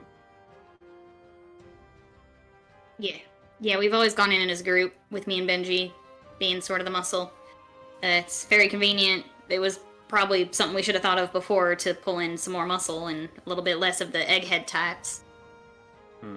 So we've just never had the opportunity to go in with a little bit more strength. It's sort of been run in, see what we can, retreat. Run in, see what we can, retreat. Rinse and repeat. But yeah, we've never gone in separate before. Perhaps with a little bit more muscle behind you, you'll be able to forge a little bit deeper and keep everyone protected at the same time. And that way it's at least easier for us to keep an eye on everybody. Yeah. I mean, I'm for it. I think that could work. And when we made the plan to split up, it was really just going to be Benji doing the wayfinding and making us a trail, seeing how far we can get. But the plan has changed since we have a little bit more muscle, so sure, I'm willing to propose it to Ilmendale. And he doesn't really get to say because he's not the one going in. Benji's like, yeah, I could be open to everybody going in together and sort of making a perimeter around all the collegiate types. And if that makes everybody easier to track if they wander off, then all the better. If we have to, Nomi can always go back with the researchers, and the rest of us can trek on as needed. I don't know. I feel I would be more comfortable being able to keep an eye on everyone as we forge through the Undying Woods. But I don't want to speak for everybody else. Yeah, gang, do we put it to a vote? Or are we in agreement? Keep it together. No, you're switching it up right now. Plus, you have something that you've never had. It's us. Nothing's gonna happen when we're in there. We're here to protect everybody now. We got the magic, we got the muscle, we got a big horse, spectral horse. We'll be good. And a dragon. Spectral horse. Yes. We have not had a big spectral horse nor a small pink dragon before. That is true. There you go. Those were the missing puzzle pieces. Alright. Well then, we'll go talk to Ilmendale before we leave in the morning. Y'all want to meet up here at sunrise? We'd love to. Alright. Well, Nomi, why don't you go talk to Ilmendale real fast? I'll go tell the researchers that we're going to head out at daylight. That way they know to meet us here. Ready to go. And with that, they both sort of stand up and clear all your dinner plates that have still just been laying around as you guys have been chatting and playing cards and planning. And the house is warm. It's a warm, muggy night out here.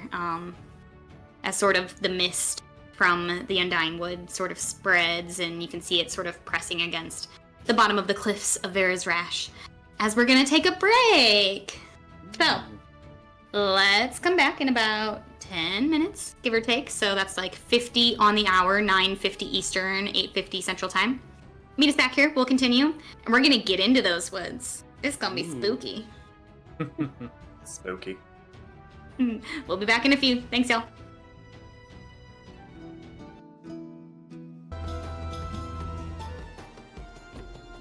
Hi, gang. Welcome back. Thanks for sticking around. Thanks for hanging out with us. We love it. We love the ads. We love it. Go buy some stuff, do the thing. Sponsor us if you have a business. be our sponsor. We'll shout you out and get your stuff sold. Okay, so let's get right back into this. You guys have been planning with Benji and Nomi, the Furbolg twins, how to go about re-entering the Undying Wood. Initially, the plan was to sort of split the party, not necessarily your party, but the entire expedition party. They were going to have Nomi hang back with the sort of research group, the weaker people, the more brainy people. You all were going to forge ahead to try and find a safe path through with Benji. However, you have successfully convinced them that it would be wise to keep the group together and maybe even try to do a little bit of experimental baiting of the wood itself or whatever is drawing people into its clutches. I saw that Marway. To try and figure out what exactly is happening here. And these two are for your ideas. It seems they are at the very least excited about doing this with more muscle than just what they have between the two of them. So, you would have probably turned in for the night unless anybody says otherwise. Checking. Pause time, wait time. Nope, all good, okay. Yeah, you all would have turned in for the night in your various yurts and or tents, and or Benji and Nomi's living room floor, if that is what you would prefer. At this point, they are comfortable enough to let you have a night under a roof, if that's the kind of thing you need. And dawn does come. So, who do we think wakes up first? Killian, I think it's probably you, as per usual. Or maybe Maraway. I would like to say that I will be taking an extra point of exhaustion today because I don't think Maraway slept at all last night. I think after the flirtations and being kind of haunted by the idea of Benji kissing Serafina, I don't think he slept. Probably accurate, yeah. Yeah, so go ahead and throw that point of exhaustion on. Well, how many points of exhaustion are we at now? 2 right now. Okay, that's not so bad. We've been worse. Not so bad. We After have a had particular, worse. yeah, after a specific magic prison, that was significantly worse. So, good to know. Yeah, so sun does rise. You guys note that I think probably, did anybody stay in Benji and Nomi's when they put up the offer overnight? I think Eidos. Yeah, Eidos would have. You two did? Okay. Yeah, I think Killian probably a little bit faster and less groggily, but Eidos as well would hear those two get up a bit before sunrise even. You hear them sort of rattling around in the kitchen, sort of packing last minute essentials in their packs, getting ready to leave. Nomi leaves to go check in with Ilmandel again. And you guys are welcome to get up with them or do what you need to do to get ready and maybe even rouse the rest of your companions. Where did the rest of you bunk down for the night? Me and Bula probably went in a tent, kind of out from the group just in case I went to sleep and, I had nightmare laser show. Bula sleeps right in the doorway of the tent to give him a little bit of privacy, but also make sure that if we do have nightmare laser light show, that nobody else is coming in and trying to, I like to picture that your legs are in the tent and your body is out of it. Sleeping in the doorway. Yes. She makes sure nobody goes in or out without her knowing about it. Serafina, the yurt in the yard? I imagine, yeah, Serafina's in her yurt, and I also imagine she gets up a bit earlier than usual, because she's very excited to tie together the entire group, and so she's, getting all her stuff ready. She's never tied this many people up before. At once. Finally gonna beat a record. One time. Qualifier. Oh my gosh. We should someday have a tracker number in the bottom of our overlay that how many people Serafina has tied up.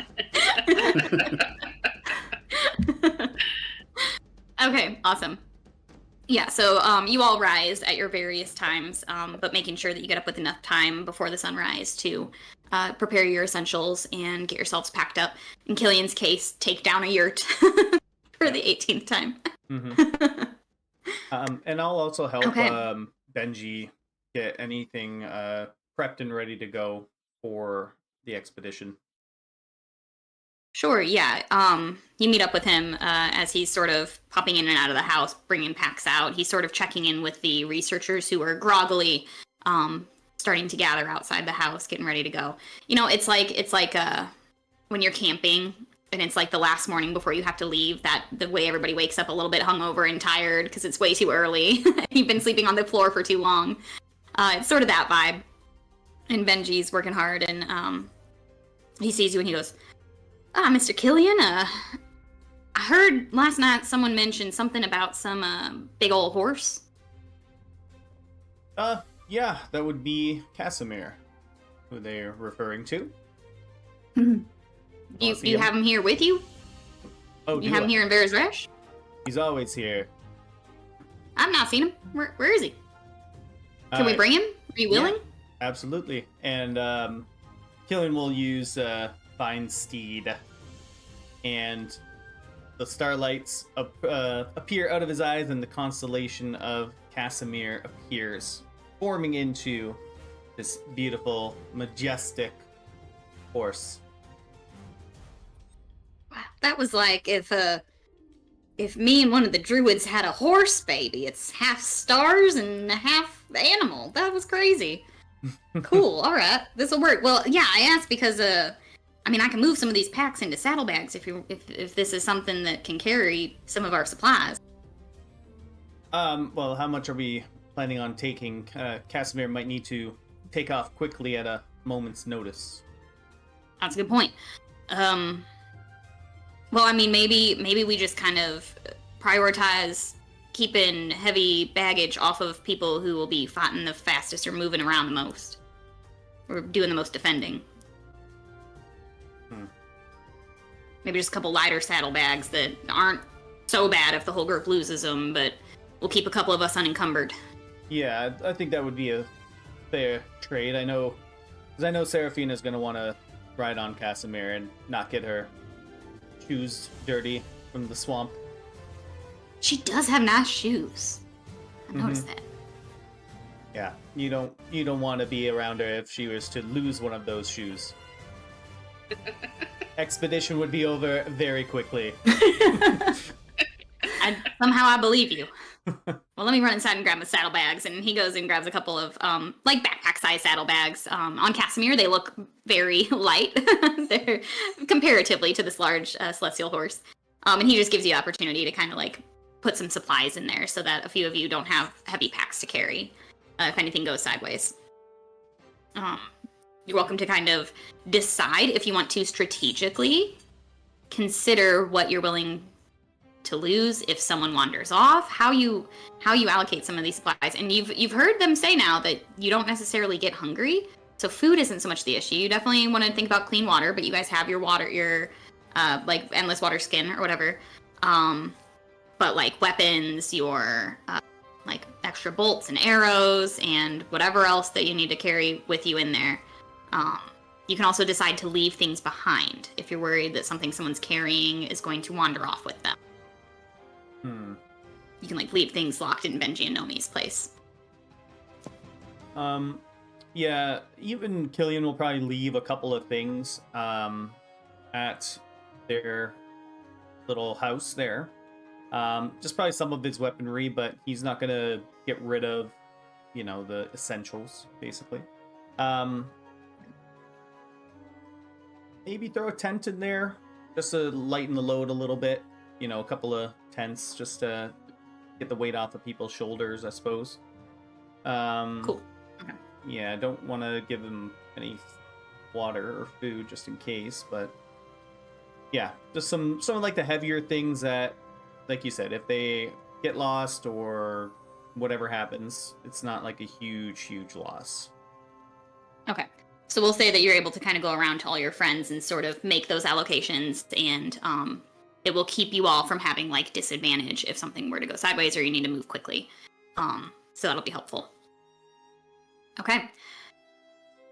And before long, Nomi comes back and she says, well, Ilmandel, the idea that I liked and that Benji was on the fence about until I talked to him late last night, he signed off on it if that's what we choose to do, but he did say he would prefer if our friend Barda consents to being some type of bait.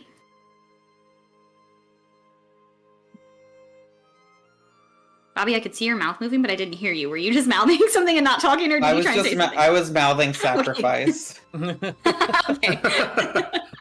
I don't know if the mic is off or if he's trying to suggest something. No, because Maraway is definitely not saying sacrifice over and over, but Bobby the player is definitely ready for the sacrifice. I suppose that's the right thing to do. That's fine. Well, you might get her to consent a little easier if you don't call it bait. Good point. That is a good point. Well, do you all want to try and talk to her, or do you want me to?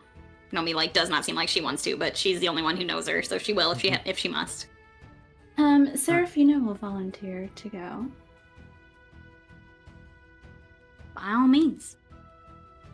You see the researchers have all kind of gathered, and you find Barda and who you would know now to be her apprentice Amelia, who's much younger, a young human girl, while Barda is a very slight little skinny halfling, standing next to each other. They're both in those long silvery robes and head coverings of the missionaries. Okay. You'll pull you aside and take off his circular persuasion and put it on your head. It looks great on you, and you might need it because this is better on me. Okay, let's not get ahead of ourselves. Oh my god! All right, go get him.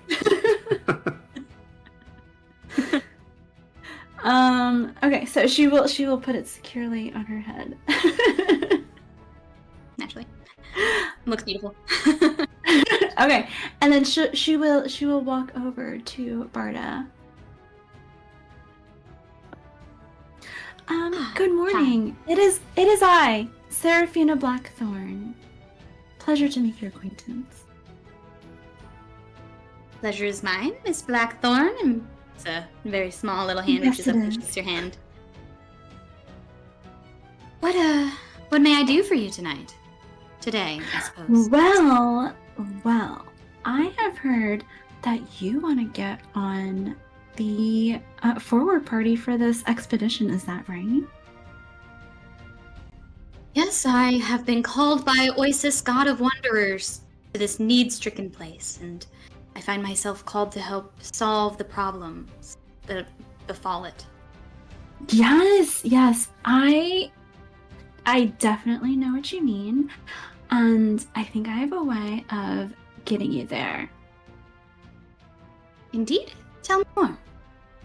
Yes, so, it's probably just Oasis calling you, but we kind of need someone who's just like you, someone who, really loves Oasis, or otherwise someone very religious to, lead the party. I am a leader amongst my followers, I suppose. What would that entail? It didn't seem that the Furbolg girl had much interest in me coming at all. Yes, well, we've been talking, and sometimes they say that these trees will suck people into the woods. And it seems that they prefer people who are just like you. They're just very devout. So I think you'd be perfect. But don't worry. We are gonna tie you up just right. And she pulls out her robe. And we're not gonna let anybody suck you into the woods. You're gonna be safe with us. Pinky promise. Sorry, I don't understand. You wish for me to go further into the woods ahead of you and you'll have me tied up? No. We will all be tied together, but you will be our leader. Just how you lead your team, you're gonna lead us into the woods. So you would like me to find the way? Yes, so we'll be right there. We'll be right there. Well, May Lydol, God of Darkness, guide our path into the unknown.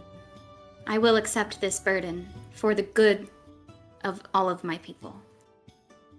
Oh, perfect. Excellent. Okay, well, I'll let everybody know. Toodles! And she will, kind of just, like, saunter away. She turns to her quiet human apprentice and says, "What is Toodles?" You hear the apprentice just like, it's like a way to say goodbye. And as you walk back over to your party, and Benji is finishing strapping sort of the last tent into Casimir's saddlebags, and the group sort of gathers up as the sun is starting to sort of crest on the horizon.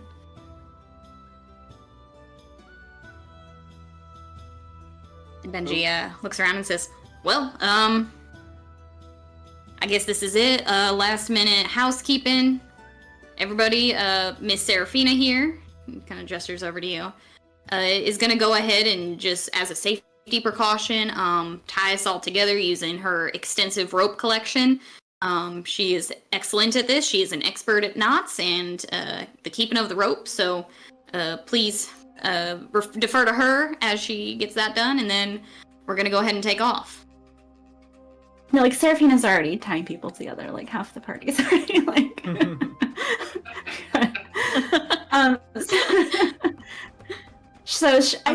I imagine she'll have, like, all the researchers together, maybe, like, inside. And then maybe we'll kind of be, like, on a perimeter around them. And then we'll have Barda in the front.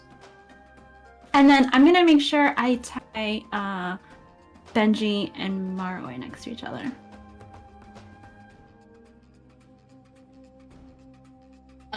Roll persuasion. As you say, "Benji, come over here. I think you need to go right here." Because he's like, "I was actually gonna." 16. Did you get my circlet back? What? Yeah, are you still wearing? What? Still wearing my circlet? That's advantage on What persuasion. circlet was that? What circlet was It gives that? you advantage on. Oh yes, Yeah. Persuasion. can I do advantage? Yes. Okay. As You're long as wearing you're the still circlet. wearing it. Ooh, I have a natural 20. It's 27. Hey. Okay. Benji is immediately like, "Yes, ma'am. I'm with you." Perfect. Morning, Marway. How's it going? How you feeling?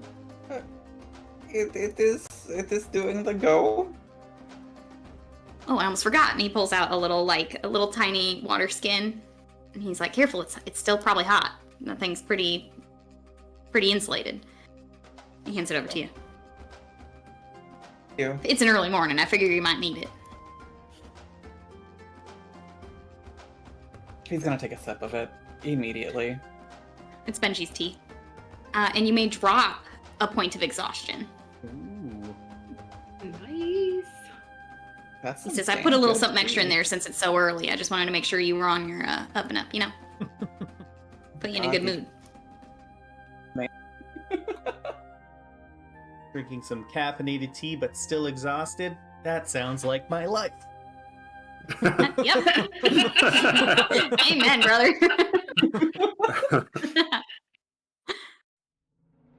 Okay, and as Seraphina ties, are we gonna attach Casimir to the rope as well? No. Like random to it? Okay. I'll be off to the side. Okay. With the last person being tied into the group with Benji and Marway, tell me real fast, mechanically, for no reason in particular, don't worry about it, how much distance of rope is between each person? How far can they get from each other? How much rope you pack it And in is there that like bag? a difference, or is it all the same? How much rope you pack? I'm gonna say, let's get cozy. Maybe we'll say 2 feet between each person. Okay. Everybody's very secure. That way we can like reach out, like hold on to each other. Okay. We'll I say hope something for doesn't just no. grab one of us and then the whole group is swept away. Yeah, really. Please do not give our DM these suggestions. Come on now. I'm going to barrel of monkey you guys so hard. Okay. And we'll say for mechanical reasons, 2 feet will give you like enough leeway that like you'll each still kind of take up 5 feet of space, as if you were on a battle map, but don't worry about that right now. Hype. Mechanic. Okay. What do you mean? What do you mean by that? I don't know. Great. If you all had to take up a certain amount of space on like, say, a grid, I don't know. It would probably be like you each need 5 feet in order to do the things you want to do. So we'll just say that that's how it is. Just for fun. Okay. You all, go ahead. Marwa, what were you about to say? I Sacrifice. think this idea is going to really bite us in the ass, but I can't wait to see it happen. Why would you think that? That's crazy. Everything's safe and normal. Let's go into the woods. Okay. It almost seems like anything we would have planned would have ended the same way. You're not on a railroad. No, I just mean You're all just tied together like train cars now. When you put it that way, it sounds silly. Okay. Yeah, so Benji, are you, I'm gonna assume Benji is like sort of just behind Barda, since you said Barda is fully out front. Yeah, But Benji is the one who really kind of knows the way. And we'll say Nomi is sort of toward the rear of the group, so that those two are separate. Perfect. The rest of you can just kind of be dispersed around the researchers, the 4 researchers. Or now the 3, since Barda's out front. And so you head... Go ahead, sorry. Gillian's just gonna go over to Seraphina. I don't know how close they are in terms of proximity of being all tied together in a conga line, but Your feet. you'll just look over. Why is Barda in the front? 'Cause I'm assuming you just had this discussion, like with her, that she was gonna be in the front by yourselves, and didn't tell anyone else you were gonna put her immediately in the front. Oh, I mean, I thought we talked about this. I must have just forgotten. But yeah, she's gonna be the...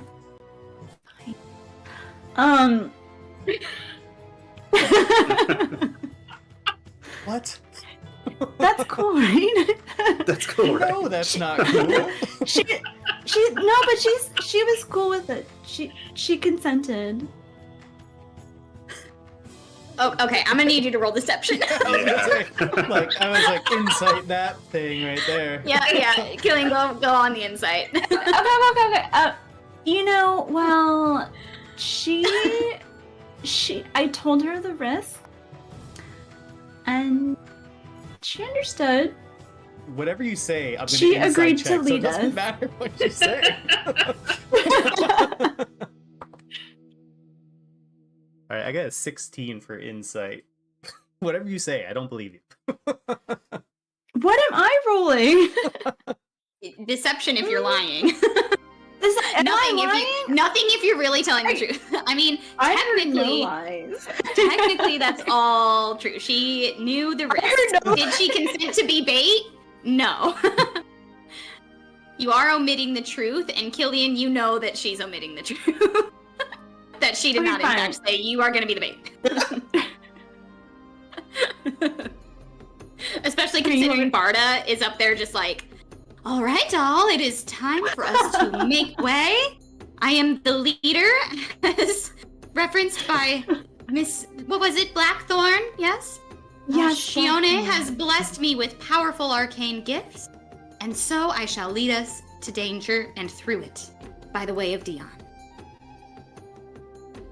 And she's like moving like a tour guide, like holding an arm up for people to follow. She's like a little flag. Yes. Are we all wearing matching t-shirts? Yes. All matching tunics. And you head down the cliffs of Vera's Rash toward the Undying Wood via this like switchback, sort of half ramp, half stairs, back and forth way, all the way down to the ground. As you descend into the mist of the Undying Wood. It is lovely. It's cooling to your warm cheeks as the morning sun rises above head. It smells fantastic. And just generally, as you like move through the mist, you just get glimpses of where the wind sort of moves the mist out of the way, and you can actually see like the tree line or little scurrying squirrels moving around on the ground below. There's like beautiful lichens and moss and like viney undergrowth, and it's just like reflecting this like emerald light of the sunrise onto the mist, causing the mist to just look like this swirling like blue and green and gray. It's almost like hypnotizing how pretty it is from down here, the reflection of the light in the sort of fog. And you come down into acres of woodland that there's only a brief bit of like scorched earth that it appears the druids have sort of maintained to keep it from fully like pressing up against the cliff walls, and starting to sort of erode and grow into the cliff itself. Though there's no flowers necessarily in active bloom, you can smell like lilies and chrysanthemum permeating the air, and you hear the buzzing of bugs, the croaking of frogs. The trees themselves, some of them look like they were sort of in like a state of hibernation, like leafless, though this is a rainforest, so it's not like there's like a winter here. But many of the trees are fully verdant, blues and dark greens, and even some like sort of cherry tree pink blossoms on a few here and there, so it just creates this like colorful tapestry down here. And you head in following what you see. Benji points out, sort of following Barda, but Barda's really sort of like glancing back as Benji like leans and sort of points and gestures to a stack of like standing like cairn stones, the like stacked, progressively smaller circle of stones. He says that's the way we're gonna go, unless anybody has reason we should take a different path. This is the farthest we've gotten, so I feel like let's follow a good thing while we've got it. And Barda gives a nod and proudly, chin held high, leads the way into the wood. And sure enough, not much time passes. You're walking. I'm not going to say all is quiet, because this is a very loud, alive rainforest around you for a place called the Undying Wood. I mean, there's the scurrying of little tiny animals away. You see like a toad hop away. You can hear like birds up in the trees and things flitting about. So it's certainly not dead for an Undying Wood. Very much alive. But it is a peaceful process for most of your morning. I'm going to have everybody go ahead and roll for me a perception check, please.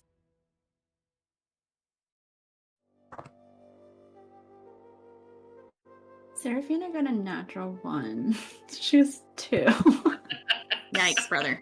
It's a dirty 22. Ooh. I got an 8. 21. Killian's going to use the old human heroic inspiration to re-roll. I only got a 4 on the die. And I rolled another 4. Wow, look at that. So 8. Amazing. Very heroic. It is destiny. Would you look at that? That's a shame. Okay. Seraphina's like, oh my gosh, this is such a... I'm glad we came here today. It's quite beautiful in here. Strangely beautiful. Yeah. And you said the light is still reflecting as... Yes. Deeper in the trees, the mist is not quite so dense, but it is like, it does kind of create, it is still like present. It's quite like, it's almost just like very humid. Like you can see the moisture in the air. And so you can see a pretty good distance without it being like very dense fog. It's pretty well transparent, but it does sort of create this like ethereal, like greenish glow about you. That's sort of just like, it reads like a desktop screensaver of a fantasy forest. May I make a nature check? Is this mist like mushroom spores? You may absolutely make a nature check for that.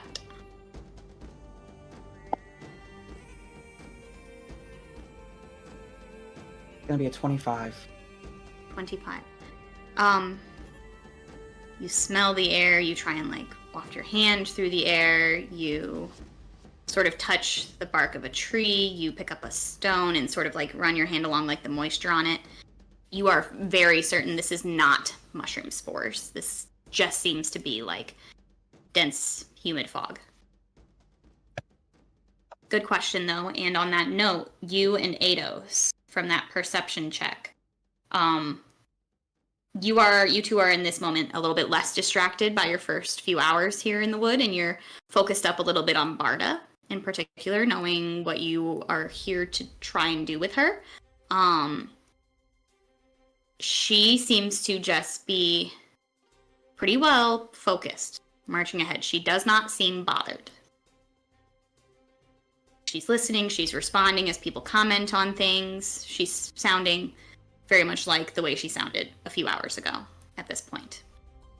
While the rest of you, not that you're not paying attention to her, but the rest of you are just a bit distracted, a bit more distracted by the nature around you, a bit more watchful for creatures and for rogue mushrooms and whatever else might be lurking. You just happen not to be hawk-eyeing her quite as much as those two are in this moment.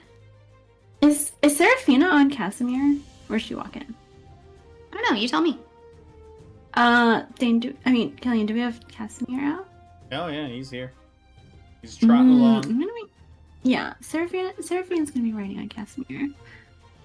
Seraphina's making sure she doesn't lose Making sure she doesn't lose what? Her shoes? her shoes, yeah.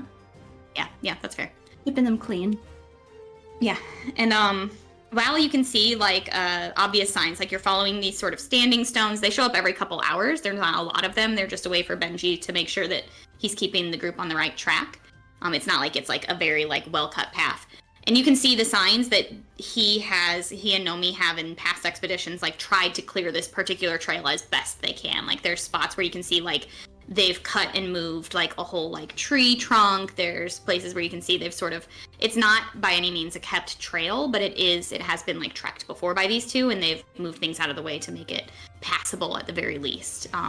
Otherwise, this is very dense jungle. I mean, you're like having to trek over like large bushes, big plants, tall grasses in some places just sort of like barren, muddy ground. Little streams and ponds and things are around you that sort of cause your path to wind a bit through this woodland. And I'm gonna roll something very quickly behind the screen. Okay, don't worry about that. Well, now You continue on. Yeah, no, I'm absolutely worried. Don't worry about it. And you keep it trucking. I need let's have everybody do another perception or nature check, please. Oh my god, I rolled another Seraphina 4. got What are the odds? Seraphina got a natural 20 for 21, so she went from a critical miss to a critical Nice. Of course. Minus another 25. She's locked in all of a sudden. 17. Messing around. Oh, I'm sorry, 24, not 25. Oh, you got 25. That's good. I also got 17. I get 8 total. Again? Yes, 3 in a row. Big set. That dice needs to go in the 4 dice jail. Okay. Everybody except Killian. Sorry, Killian. That's all right. You feel like, when you're driving and you're driving through somewhere really new and it's got like big, beautiful houses and awesome scenery, but you're like, I'm the one driving, I can't keep my eyes off the road. You feel like that, like very scattered. There's so many things to see and watch. But the rest of you, as you're trekking along, this day is going along quite quickly. You're moving. It is well into late afternoon now. And as you note that the sun is not like setting yet, but it's toward that end of the sky, the late afternoon sky, when you can catch it through the canopy overhead. You hear like clicking, like sort of deep, stony clicking. Click, click, click. Every now and then. Not very often, just every now and then. And whenever you feel like every time you try and like turn to find what it is, there's nothing that you can really catch. And it just happens every now and then. Every couple hours, one of you sort of feels like you can hear this clicking around you. And then it dissipates. Eidos is going to describe that sound to Benji and ask him, do you recall anything that sounds like that from your previous expeditions? He sort of listens, and I'm going to roll for him. He sort of tries to understand what you're trying to say. He's like, clicking? I don't really know. But after about an hour, he turns to you and he says, I think I just heard it. Yeah, like crab claws. Yeah, like crab people, yes. Like crab people. Yeah. Why would there be crab people here? In the forest? It doesn't make any sense. So you don't know. You haven't seen crab people, it sounds like. No, I haven't personally seen crab people. And he's sort of like, Nomi, no need to panic, everybody. Have you seen crab people in here? And Nomi's like, what? I think we're getting hung up on crab people. I just meant it. That's what it reminded me of. I don't even know if crab people are real. I don't have any proof. Literally crab people, but it does kind of sound like that. So I mean, let's not count it out. I mean, if I don't have any proof it's not crab people. It could be crab people. I've never seen it. I can neither confirm nor deny the existence of crab people. So I'm just saying, could be anything. Keep your eyes peeled. Marwa, you're like a different kind of guy from a different place. Do you know anything about, maybe not just crab people, but let's keep our options open here as we consider. Do you know anything about something that makes a sort of clicking noise? It sounds not really. All right, let's keep our eyes and ears open, people. Everybody listen for clicking. See if you can catch sight of what's making that noise. And he keeps y'all moving. Before you know it, Benji and Nomi sort of give each other a look as it grows darker. The mist sort of closes in as it gets darker, and your visibility gets much, much shorter. Even if you have dark vision, the mist gathers as the sun sets and the air cools off. And Benji says, "This is usually about." Staff? Yes, absolutely you can. Yeah, even so, it just kind of like having your high beams on in a foggy night. It just sort of reflects back. It doesn't help your visibility more than just like in your general. You can see everybody in your group. It's not like that thick. It's just seeing far ahead of you down the trail, or being able to see something moving about the trees is going to be a little bit trickier. And Benji says, "All right, y'all. This is usually about as far as we make it before we have to bed down. So let's go ahead and call it a night for today. It was pretty good day of traveling. Everybody accounted for," and sort of looks around the group. Everybody does a head count. The researchers are all nodding. A few of them have already sort of like started like scraping like little bits of soil into little like vials, or like gathering a leaf and pressing it in a book and putting the book back in their bag. They're sort of already collecting samples for whatever their objectives are. Bard is like, "Yes, I concur, and Benji, thank you so much. Yes, I as the leader say that it is a good time for a night of rest." Eidos will look at Seraphina. It's like, the leader. Sacrifice. I agree.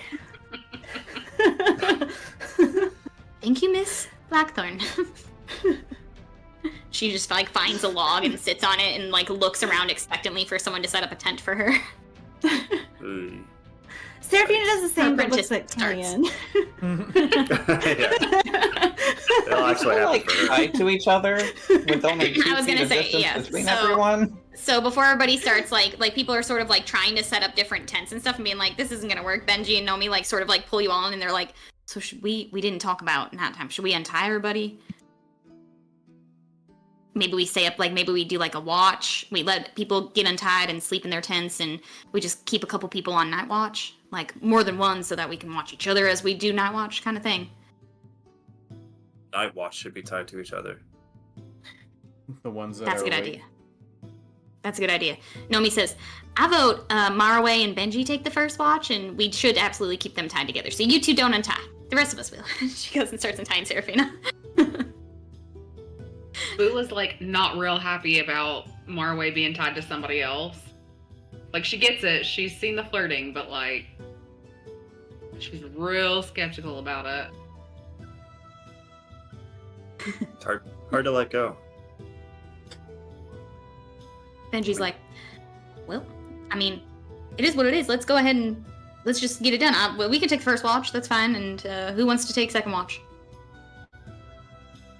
Well, I'll take second watch. I'll join you. Seraphine will be third with Bula. Bula will join. And Nomi says, y'all really gonna do this to me? All right, Barda, you and I are on the fourth watch. I will not forget this. Barda just like, fine, that is a good plan, and I thank you all for conferring with me before making the final decision. She has no part in this conversation. She's just watching her apprentice setting up her tent. That's very generous of you as a leader to take the fourth watch. It is very important as a leader to delegate tasks so that you do not burn oneself out. Very important, yes. Well, I will turn in for the night. And she unties herself and, or has her apprentice help untie her and crawls into her tent. And then her apprentice finally gets to start setting up her own tent. Killian will help the apprentice set up their tent and then get to building that yurt.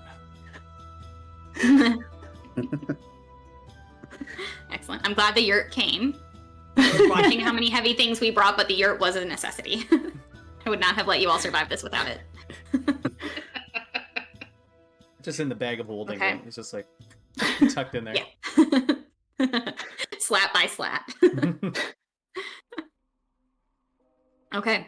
And everybody starts to find their beds except for Benji, who he sort of says to Marway, we should probably, while we're on watch, just like keep moving, you know, just keep kind of a walking pace around the perimeter just to make sure we're not missing anything, right? Do you like to take walks? Reasonable to me. I do. I think Morrowind being so uncomfortable being alone with Benji, we're gonna summon the whole party. We're gonna get Eden, Huthamer, and Siege to kind of trail along with them. I think they all come out ready to fight, because you really summon them for battles, and they're all just like look around and look at you. Bula's like craning her neck around the trees to kind of watch them as they walk, and as soon as she sees them appear, she's like, oh, okay, all right, yeah, no, Huthamer's got that. He's gonna keep him out of trouble. It's fine. Huthamer has definitely already like started making the perimeter, sort of zapping around. She feels a lot better about him walking away with somebody else as long as they're there. Yeah. Benji says, well, who are all these little cuties? Well, they're my friends. They're from where I'm from. Where you are from? I should have asked. That was rude. Where are you from, Marway? Oh, well, I'm from another plane called is it called Sanctuary? Sanctuary. That's like Feywild stuff, yeah. Some of the druids know a little bit about that. Yeah, it is. It Oh, was. yeah, you're like a satyr. You're like a fae. I probably should have assumed. I try not to assume what people are, right? So yeah, how do you end up Probably here? for the best. I can't Well, get a straight answer. I can't get a straight answer out of all your friends. I know that some of y'all are students and y'all travel and get into trouble and fights and stuff, but how did you end up with them? Marway remembers from his notes that talking about sad things is a no-no.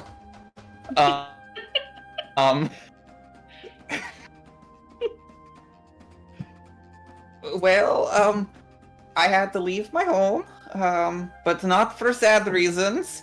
And well, I was living in a swamp, and some people were attacking me, and Bula found me, and now she's like my sister. Roll insight as you tell that very abridged version of your history. 17. I feel like you look kind of shyly at his face, and you can see that he feels that you are holding back, and that he probably would have preferred the truth or the whole story, but that he's not going to push it. And he says, "Well, like a sister. I mean, like I said, me and Nomi, we got a bit of a, we're family, but we got a couple others that we consider kin, and I get that. It seems like it's good for you all to have each other. Y'all seem to have a very close bond. Not just you and Bula, but the others too." Yeah, we've been through quite a bit together. Yeah, and probably quite a bit more, I imagine, if y'all have the gumption to do what you say you can do. So, be honest with me. You're not just here because Mellow Oak paid you, right? There's something else. Why would he send the 5 of you tough old folks out of nowhere? There's something else going on, isn't there? Be honest with you, I don't really understand why he sent us here. I think there was something we're supposed to be looking at, but I don't really know exactly what it is, and I don't know what it does. I know that Eidos and Serafina said to trust him and to do what he says, so here we are. Do you think he's trying to break the curse? Do you think he's trying to make the Undying Wood not so undead anymore? He seems like I he hope really so. hopes that that's the case. I mean, I would like to do that. I mean, I know a thing or two about curses, and they are very rarely good things to have. Well, this curse is taken a lot from a lot of people, me and my sister included, so I understand that you don't know why Mellow Oak sent you, but I'm going to choose to hope that it's to do something a little bit more than what we usually do on our own. Be nice to get my home back, you know? Are you from here?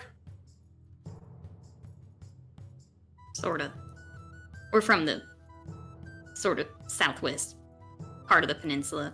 Lena Mirna, technically, but it's well, it's a long story. The woods, they expand.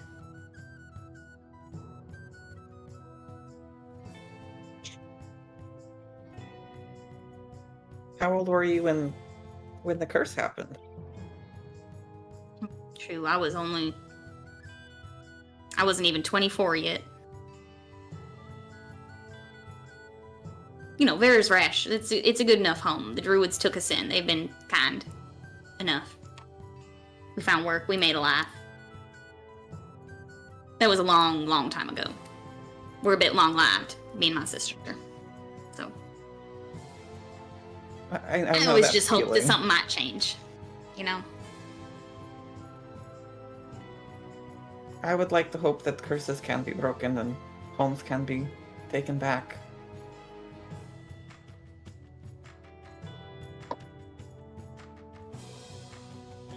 He nods. Yeah, me too. He seems to just kind of, again, just sort of let it drop.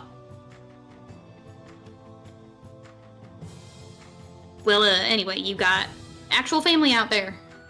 Said Bula's like a sister. You got a sister like I do? Be a handful. No, I've never had actual siblings. Growing up, it was just me and my mother. Oh, your mama. Tell me about her. Well, she was what you would call an archfey. She created Sanctuary, and then when she got lonely, she created me. And well, we we would take in people who were refugees of war or had their homes taken from them, and then we had our home taken from us. His face falls a bit at the mention of refugees. The world needs more places like that, Mr. Marway. And more people like your mama. I'm glad that she did all that creating. I'm glad she created you, and I'm glad that she created a place that helped people like that.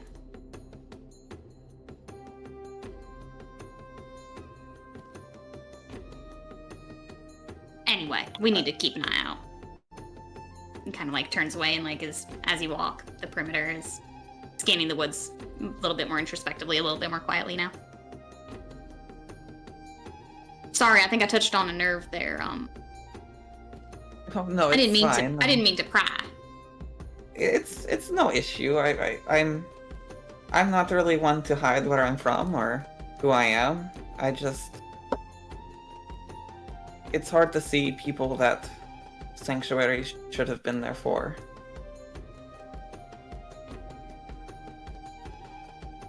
It's hard for me to know that places like Sanctuary exist, and not everybody can get there. I am hoping You're one like day two sides to of the same go coin. back. You want to go back someday? Try to free it. For a long time I didn't. For a long time I was too afraid, but the people that I'm with, I've seen them do the impossible. Like it's nothing. I've seen them do things that shouldn't be able to be done by mere mortals. I've seen them make dreams come true, and I guess the reason I'm still with them is because I'm hoping that they can make mine come true.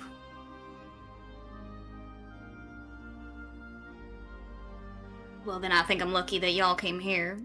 If y'all are in the process of saving homes, or in the practice of saving someone's home, maybe we start with mine as practice and then we move on to yours next, huh? That sounds like a plan. I got your home if you got mine.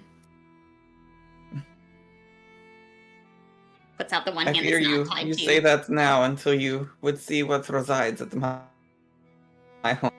We have a bit more than beautiful flowers that are wanting to walk off in the sunset with it. But if we can save one home, why not another? That's what I'm thinking too. Let's be optimistic, otherwise nothing's gonna go right.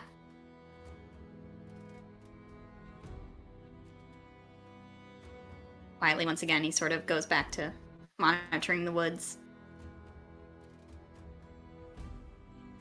And your watch eventually comes to an end as, I believe it was Dane and Ados, or sorry, Killian and Ados. We all keep calling you Dane tonight. Weird. Killian and Ados, I think said you were going to be second watch, right? Yeah. Yes. You guys eventually hear those two rouse, and Benji pulls you off and gestures to your hands still tied together by 2 feet of rope. If y'all don't mind, I'm exhausted. It's been a day already, and we still got a ways to go. Certainly. He just kind of gestures for you to untie them. Oh, yeah. Yeah. Ados will untie him. And Benji will go in and, well, sorry, Mr. Ados, I'm not as skilled at this as Seraphina, but I'll do my best. And ties you two together with much more rudimentary knots than Seraphina's, like, very beautiful, intricate, multi-loop Boy Scout knots. He says, well, good night, Marway. Thanks for the talk.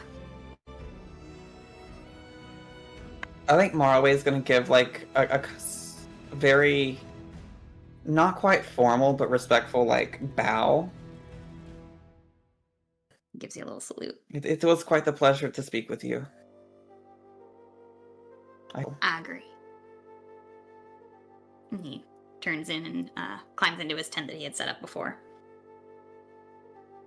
Ados and Killian, is there anything in particular you're going to do while you take watch? So while Killian and Eidos are kind of just doing perimeter checks as they are tied together, Killian's gonna ask Eidos, hey, do you mind if I ask you something? Yeah, what's on your mind? Well, and at the same time, Killian grabs the chain of Shattered Fate. When we were back in Zata's hometown and we were fighting those purple worms, there was 2 of them. This chain, I feel like something unlocked in it while we were fighting. I don't quite understand it, but while I was, mid-fight with the creatures, I felt some kind of powerful surge of magic come from it, and I felt like it channeled through me. And I think at one time there was lightning that happened, and usually if there's lightning going around, I know it's you, but I don't think it was you that time. I don't know too much about magic and, spellcrafts and things of that nature, but I don't know, have you ever heard of anything like that before? I mean, I've heard of any number of weapons being imbued with an elemental magic before, but this one seems strange in that it was so delayed. Maybe can I kind of think back, oh dear DM, can I kind of think back to my own schooling and study of magic items to think of a clue as to why this would have happened? Yeah, roll Arcana or History. Okay. Same thing. All right. Nah, skip that day in class. That's a 9. You skipped that day in class. Yeah. I don't know. Maybe we can find somebody in the next town who is more accustomed to work with making magical items, but I've never heard of anything having such a delayed effect. It was already so powerful and magical. It seems strange that it would have some other aspect that would be later revealed. Yeah. I wonder what triggered it. I don't know, but definitely caught me off guard. Like I don't know. I just felt like a powerful magic surge through me, and it was something I don't quite understand. It's a lot different from my divine connection to Oasis, but it felt like something else entirely. I just hope it's, considering where we got this item, I hope it's nothing devilish in nature.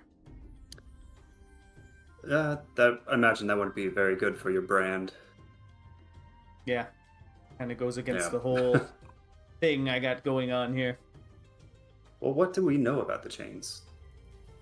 Well, I mean, all we Do really we know know much is at all? all I really know is that it's meant to be the instrument that's used to order the numerous armies of hells that we have. Oh yes, how could I forget? Well, I mean, in that case, you'd expect it to be more fire-based, not lightning. Yeah. If it was going to have some sort of secret magic to it. Hmm. So maybe it has some greater connection we haven't discovered yet.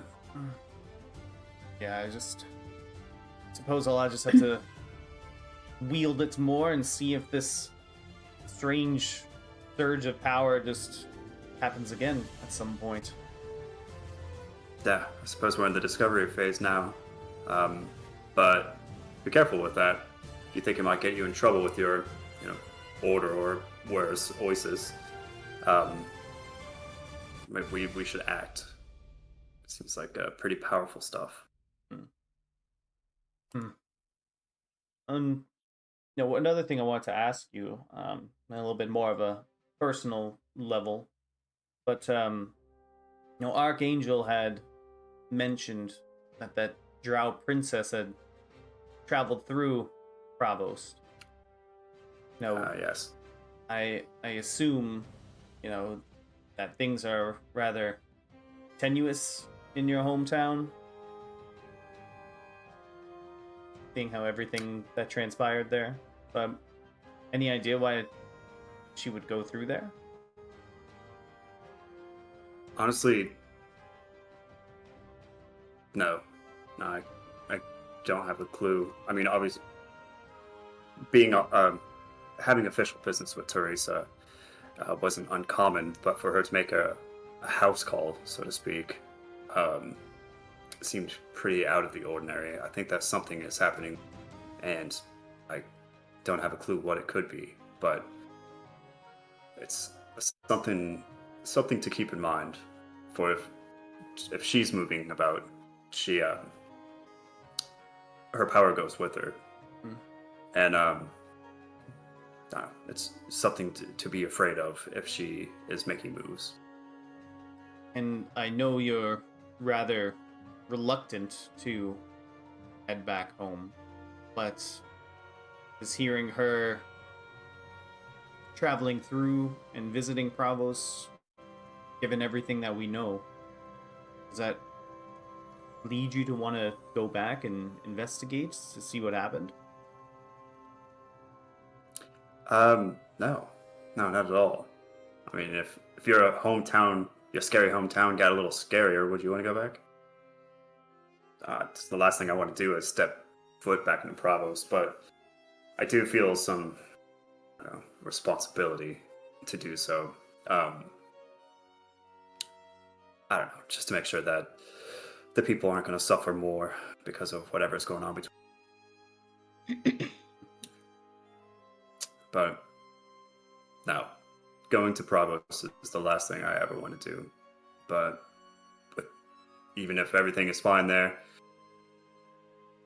the relic is still there. So I imagine our adventure will take us back there eventually. Just enjoying the time I have until that day comes. Are you mandated to take the responsibility of the throne? Can you voluntarily decline? No. I would have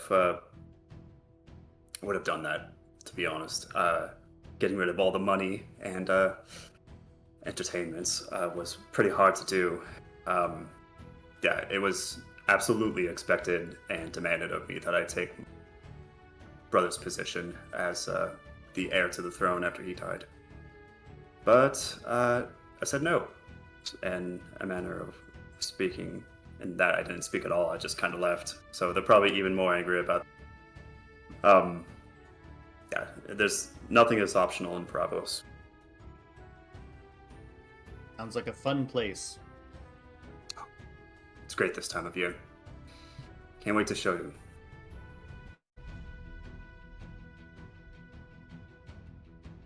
Yeah, and then go ahead. Oh, I was gonna be stupid. Eidos looks up at the moon and wonders if Zata is seeing the same moon at the same time. So deep. Yeah. So profound. Both of you roll a perception, please.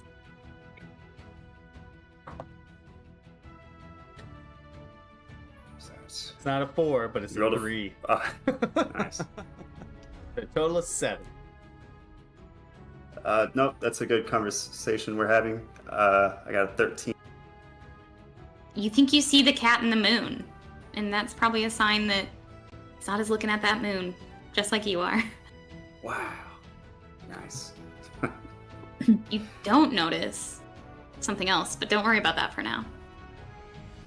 As you watch, you chat, and your watch eventually comes to an end as you hear Bula and Seraphina being roused to take the watch over.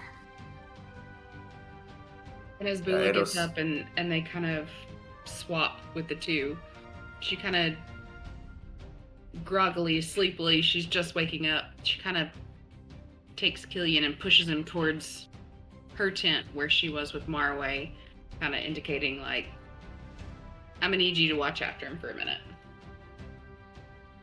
Yeah, sure.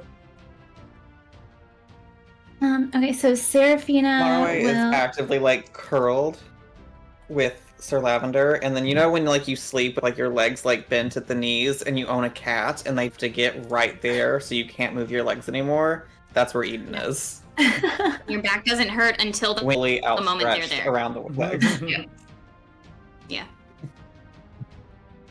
Yeah, so Seraphina's gonna come out with her like evening like pajamas, but it's like fluffy and like flowing robe, like 1950s, like 7 times divorced starlet. Absolutely. Absolutely. Feathers around even like the arms have trains that drag on the ground. It's very ruffly and feathery. Yes, so many ruffles. You're wearing this for your Uh, Like watch. 8 lapels. Yes. This is what she's wearing for her So if watch. Seraphina goes missing, we just have to follow the trail of feathers behind that she left. Another rhinestone. Bula like pokes it. And she's like, is that alive or just getting something? It used to be. It used to be. Isn't it fabulous? Oh, it's She does not wear faux fur. She doesn't even finish her sentence. She's just Oh, like, yeah. Oh, feathers, not today. And she just walks away. She's like, I'm not even answering that. But we're tied together. Seraphina gets dragged along behind you. Oh, wait. Okay, so yeah, so Seraphina's there with Glitter Bell. They're tied together. So she turns to Bull and says, "All right, tits up, girls. Let's go." And she'll like walk around the perimeter. Bula's like, tits up. Do we need some magic? I mean, we can try to. What do we need magic for? Just in case something happens, Bula, get them ready. I've seen what they can do. She like rearranges herself a little bit, and walks on. Excellent.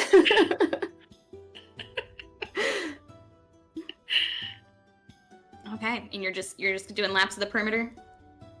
Yeah, we're just walking around. I imagine Seraphina speculate with Bula about whether or not Benji and Mara kissed on watch together.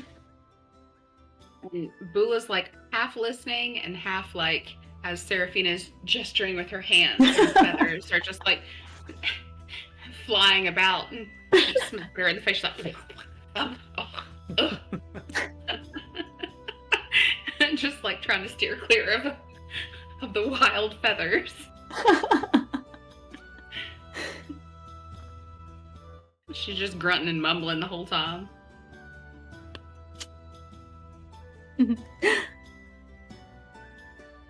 Seraphina, you're getting no gossip out of this conversation. Yeah, Seraphina's like, she's like waiting expectantly.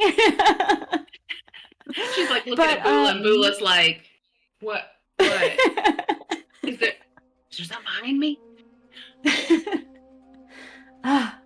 Okay, so then Seraphina's gonna change the topic and she's gonna ask Bula if she's been hungry at all since we've been out here.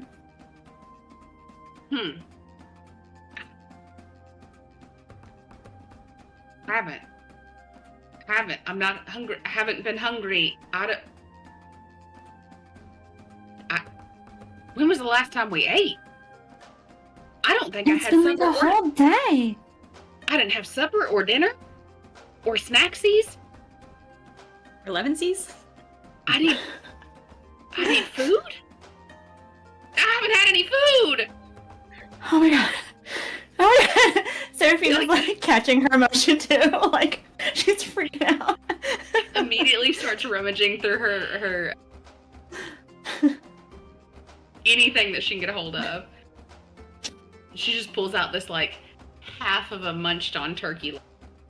And she like looks at it. She's like, I'm not really hungry, but like. And then she just licks it like a lollipop. He's good, but yeah, you don't have an appetite. I mean, I guess I'll save it for later. And she's like so confused. You said that. She's back in her bag of holding. She's like, I mean, I'm not hungry. She's like, Seraphina looks extremely concerned. I feel like I should make you both take psychic damage. questioning her whole existence at this point. Yeah, Bula, roll for me a wisdom save.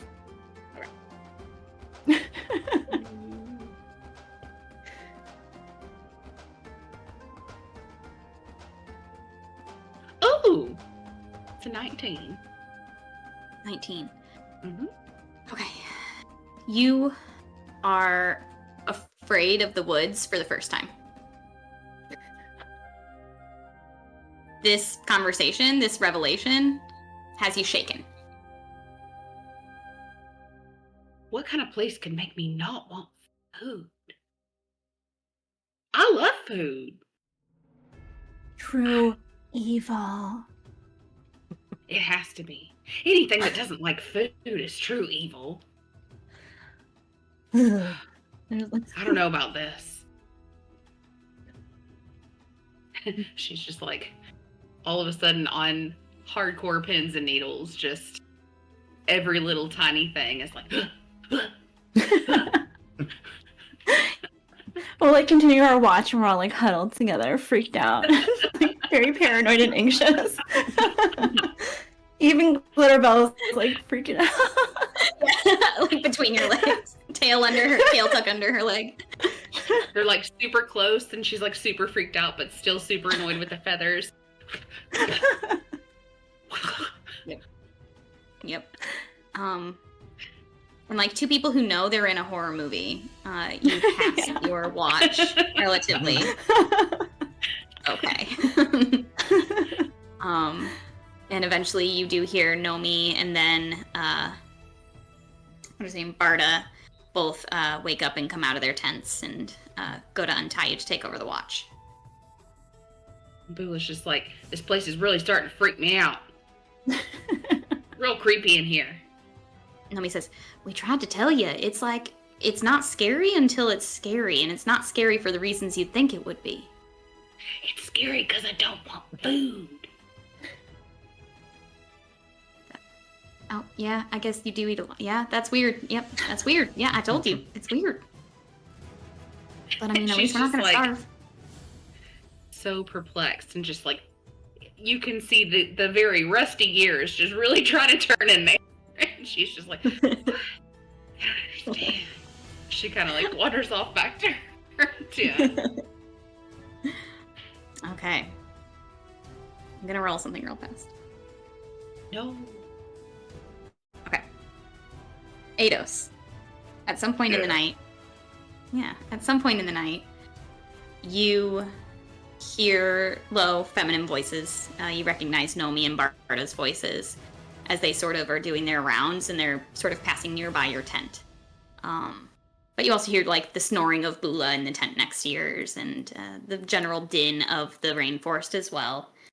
And as they are passing, what you hear is Barda asking Nomi a few kind of strange questions about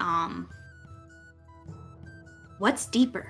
What is deeper? You truly haven't been, the druids haven't been deeper in the wood?